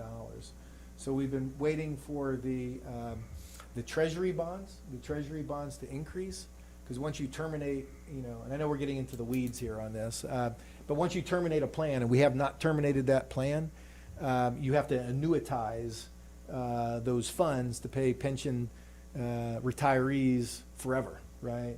And the way they annuitize that is U.S. Treasury bonds. And so we need to get those Treasury bonds up to 3.5% to 4% to cover that gap. So we do have about $2.5 million of resources, but the pension debt is about $4 million. The only way to close that gap is increase Treasury bonds. Again, apologize for getting into that weeds there, but anyway, that's that. So this money right here don't have nothing to do with that, right? Well, it does. Yeah, it does. It's all part of that that liability that the city has for defeasing or paying off that pension debt. But it don't pay off the pension debt. No, that's liability. Yeah, that's liability. So PERS does something twofold, right? And that's what's a little confusing about this. So they give a UAL, and let's talk about the fire district, which is the 29 Palms Fire District, $418,000. That's not all the liability. That's the liability for an active plan, okay? And we do have an active plan, okay? But we want to terminate that plan. And when you terminate that plan, that pays all the annuitants, the future annuitants in perpetuity. So it goes from when you terminate it, it goes from that 518 to that $4 million, okay? So this is, it's a little deceiving when you kind of look at that. I just feel a lot of pressure right now about getting through this. Do you also feel that in the audience too? Let me probably go to some more of the germane things real quick to get through this. These are the items, and I'm not going to go through them all. These are all the strategic priorities that the council has assigned, which we're addressing all the items. The top one there is vacation rentals, which was a strategic priority. We could, maybe check that one off the list. But anyway, all these items are addressed as we go through the budgeting process. Here's our budget, in the 2 years, our revenue and our expenses. As you can see, that surplus there. It's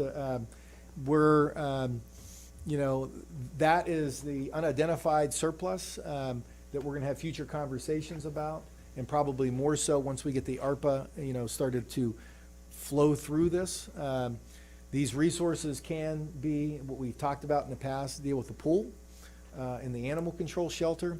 Right now, in the year that we're in, we're in fiscal 2021, we expect to have $1.4 million to be able to transfer out for the pool.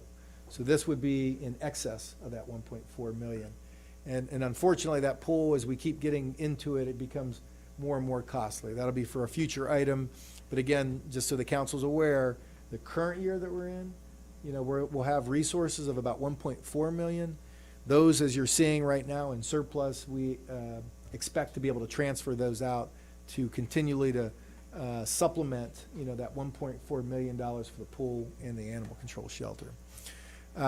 These are our big four revenues. Our big four revenues are 83%. So this is the bulk of it, from property tax, sales tax, TOT, and franchise tax. Those are our big numbers. As you can see, growth is very moderate. It grows, but we're very moderate growth. Law enforcement costs, a big chunk of our spending, and that just continuously goes up. As you can see, the big four, and COVID obviously created an anomaly here. But typically, and let's say the future is probably the norm here. The blue is the force in blue.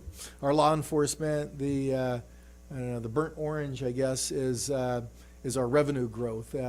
And that delta there has got to cover everything. So that's the growth of the law enforcement contract, and here's our revenue growth. And as you can see, the margins are pretty small. This looks at our labor cost. In the bottom, we'll focus in on the purple there. As you can see through the years, we've maintained, our efficiency and labor costs. Nothing huge as it relates to labor costs. We're controlling that. COVID created a lot of anomalies. So this chart kind of compares 2022 to our future budget. All the red is the anomalies. So COVID related. The following year kind of normalizes things. Non-departmental, you see a big decrease there because we haven't done all the transfers yet. That's why it's lower. When we bring the transfers in, transferring into the pool fund, transferring into the animal shelter fund, that will increase, but we haven't assigned that yet. That's why you see that large decrease. Economic development, we're going to expect to update our economic development stats this year, along with the following year. The visitor center will close, so that you see that, and that's where the visitor center cost is in economic development. So that's why the big increase.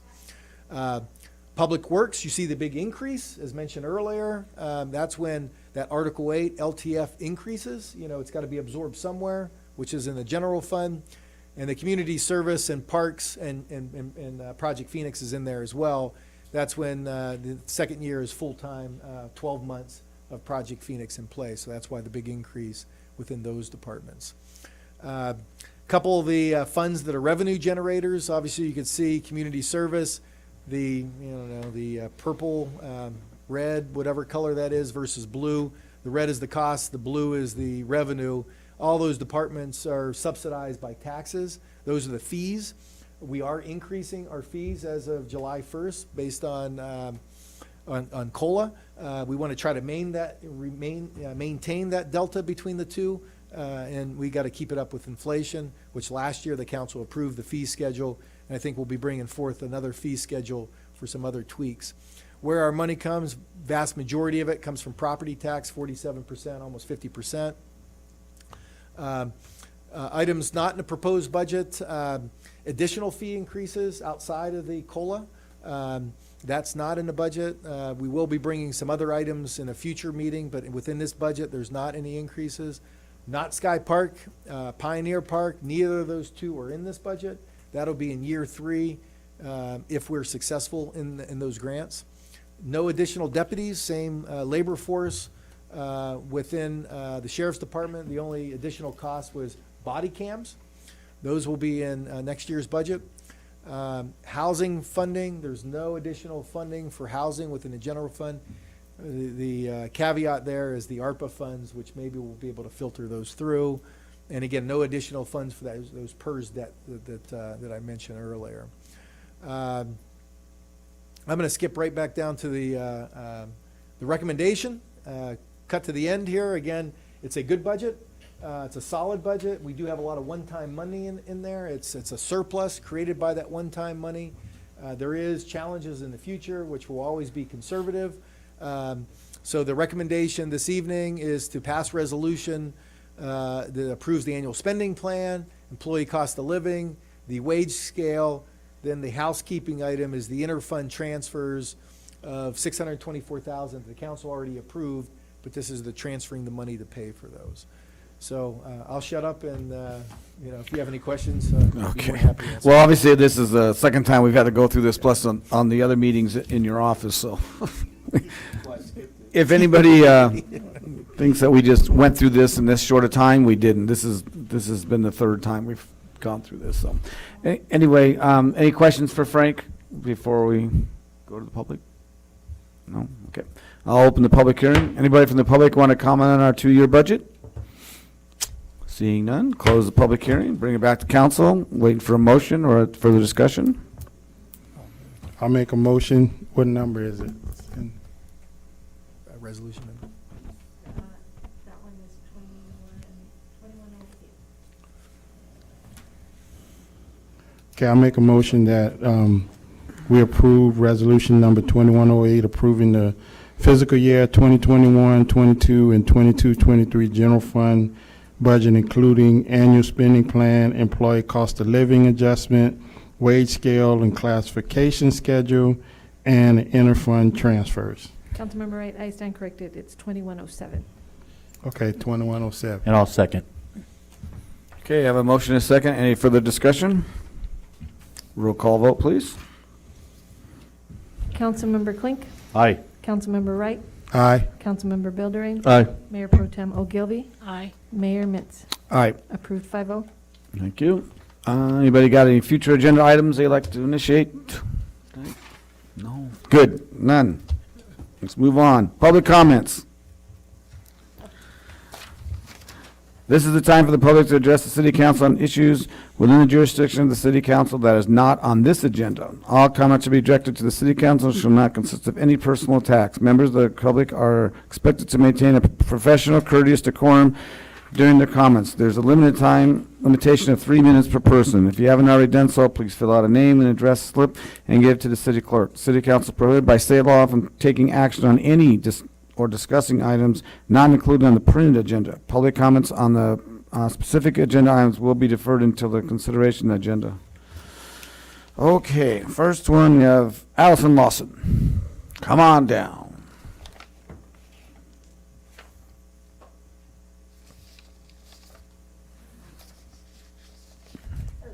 Hello. I'm here today to talk about, on my street where I live out between Sun Valley and Sunnyvale, it has become a speedway for people, and they're going way over the speed limit. And I would like to see where we can't make that a 4-way stop on Hillside and Sun Valley, and a 3-way stop on Sunnyvale and Hillside also. Because once you hit Bagley, it's a straight shot all the way down Sunnyvale to come back up onto Sun Valley with no stop signs. And somebody's kid is going to get hit because it's gotten where it's totally out of control. I've gone to the police station and asked them to patrol the area. They can't sit there and they can't hide from the people. There's no, and this is another thing I want to bring to your attention. There's no stop sign or no stop signal, what do you call it, with a speed limit on it at all. Not one on Sunnyvale. Not one. They go as fast as they want to go. On Sun Valley, there's 5. And then when you get down to where you're going to turn around the corner and go on to Sunnyvale, there is an arrow sign showing you there's children down there, at least 10 children live in that street playing their skateboards. They're doing whatever they want to do, and they're going to get hit. I have a little grandson next door to me. He's going to get hit because he wants to go and see his other grandma. He don't think about it. He's little. He just goes out of the yard. And now we're trying to teach him that you got to go ask your mom and dad before you go anywhere. That needs to be a 4-way stop, because even our crosswalks, I had a couple years ago, I've talked to the city about this before. I came here and talked. A couple of years ago, I had a child where there were two little boy and little girl walking together, and they walked in front of my car. So being a grandma, I turned around and give my point of view, and they go, "Where's the crosswalk?" There is no crosswalk. And if these children are walking and going over to the 29 Palms Apartments, there's no crosswalk, nothing to protect them, and they have to turn around and walk back up on Bagley to go back into the 29 Palms Apartments, because the person who owns the adjoining apartments on Sunnyvale has put up a fence where cars were put driving through there. Somebody's child is going to get run over, and I'm really, really, feel sorry whoever hits a kid over there, because I have on my car, I have on my gate. I've had two people back up and, well, one gentleman, I didn't even know who he was. Of course I didn't know him. He was talking to me. He was at my neighbor's house. I went in my house. He backs up and blows his horn. He goes, "Can you come out here?" And I went out there to see what he wanted.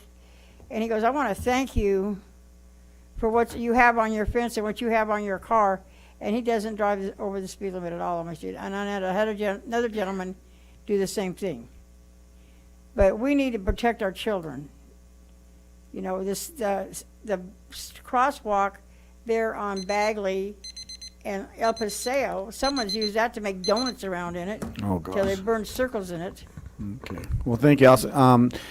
City Manager, can we maybe have the engineer take a ride in that neighborhood just to kind of check it out? Yeah, we'll take a look and we'll. Yeah, break- or Well, I've asked send for it to road be guys. a four-way stop there before, and they've said, and they said, well, we have to go through all this stuff, it's gonna cost money. Well, I'm a taxpayer, I don't know. Well, it's not the cost, there has to do with the engineers, whatever, there's a technical, Travis, maybe you can explain to her a little bit, that it's something to do with the warrants, how many, stuff like that.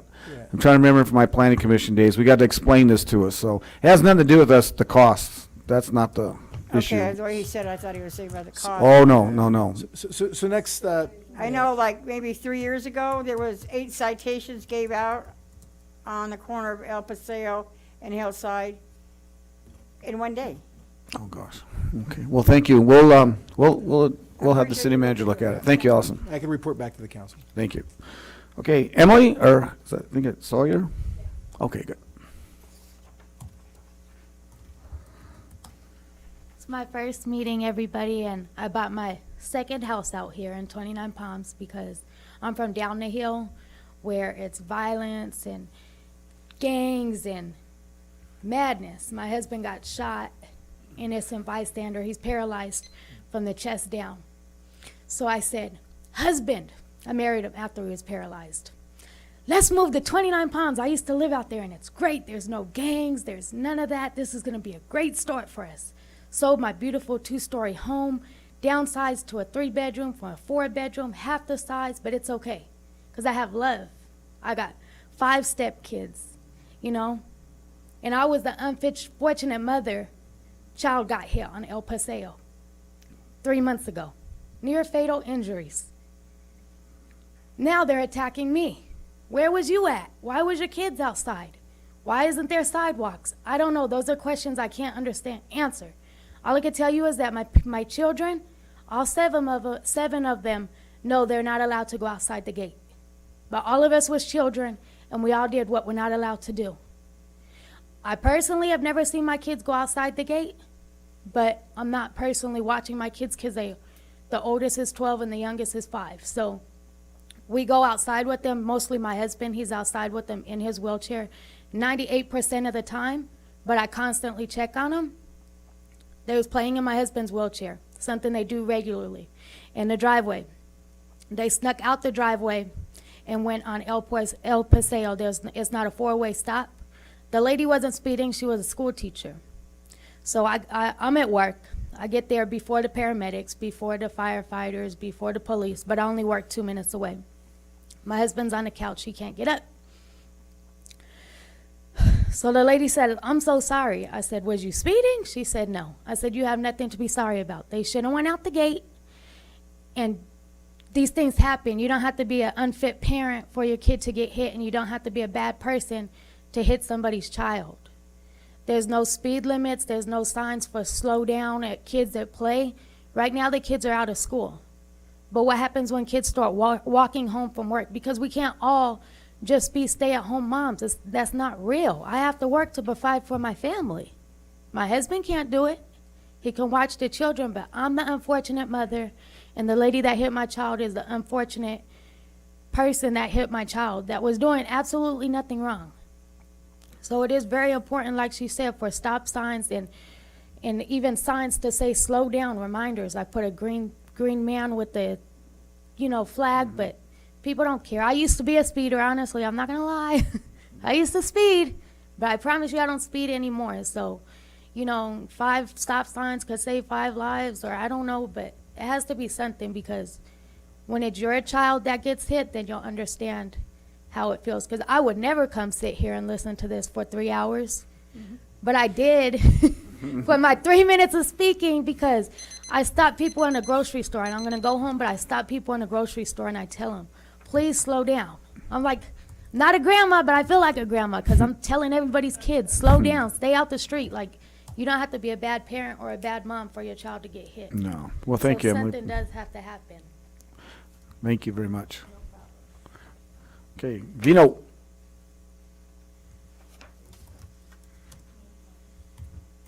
In fact, I've got a handout to give.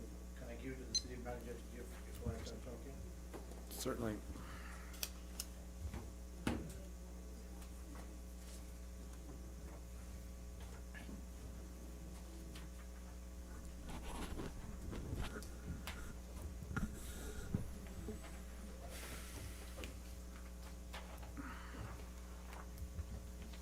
Would you want one, Travis?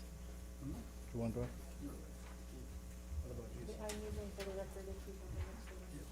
No, sorry, Frank. If anybody from the public wants one, I'll just leave it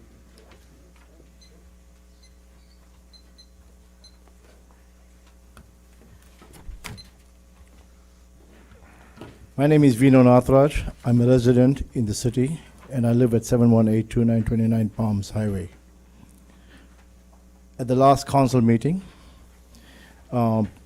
we had the Tibet budget was on the agenda, and I requested the council to think twice before you pass the budget.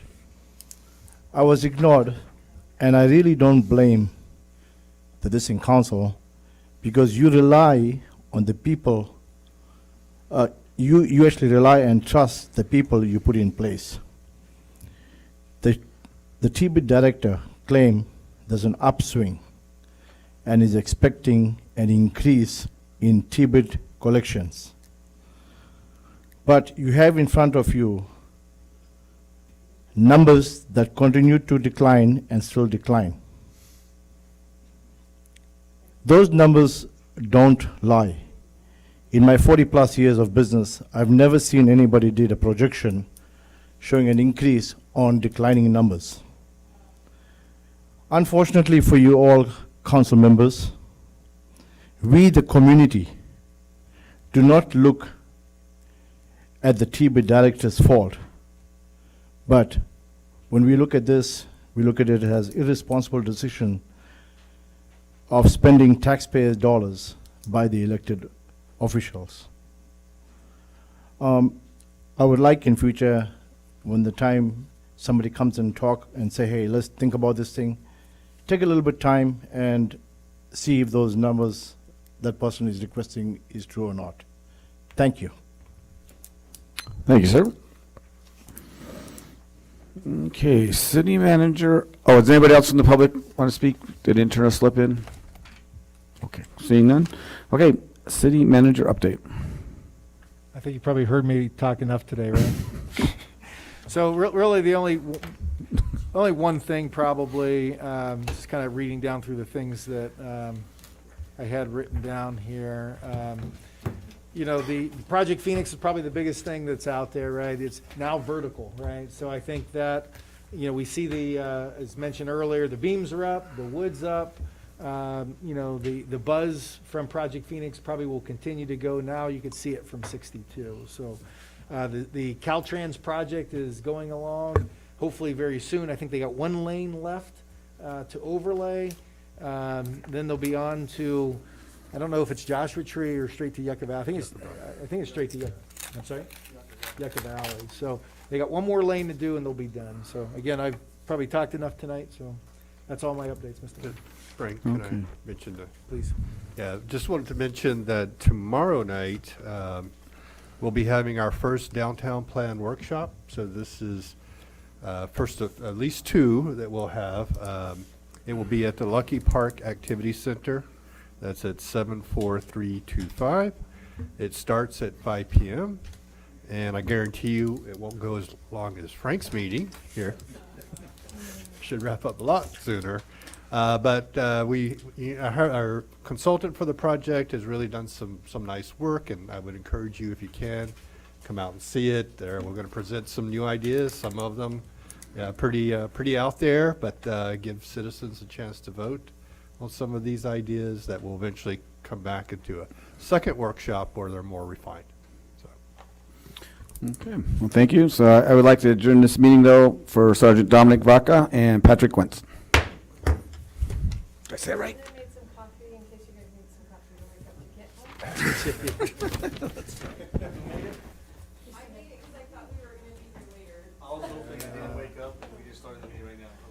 That's 9 o'clock. That's, yeah.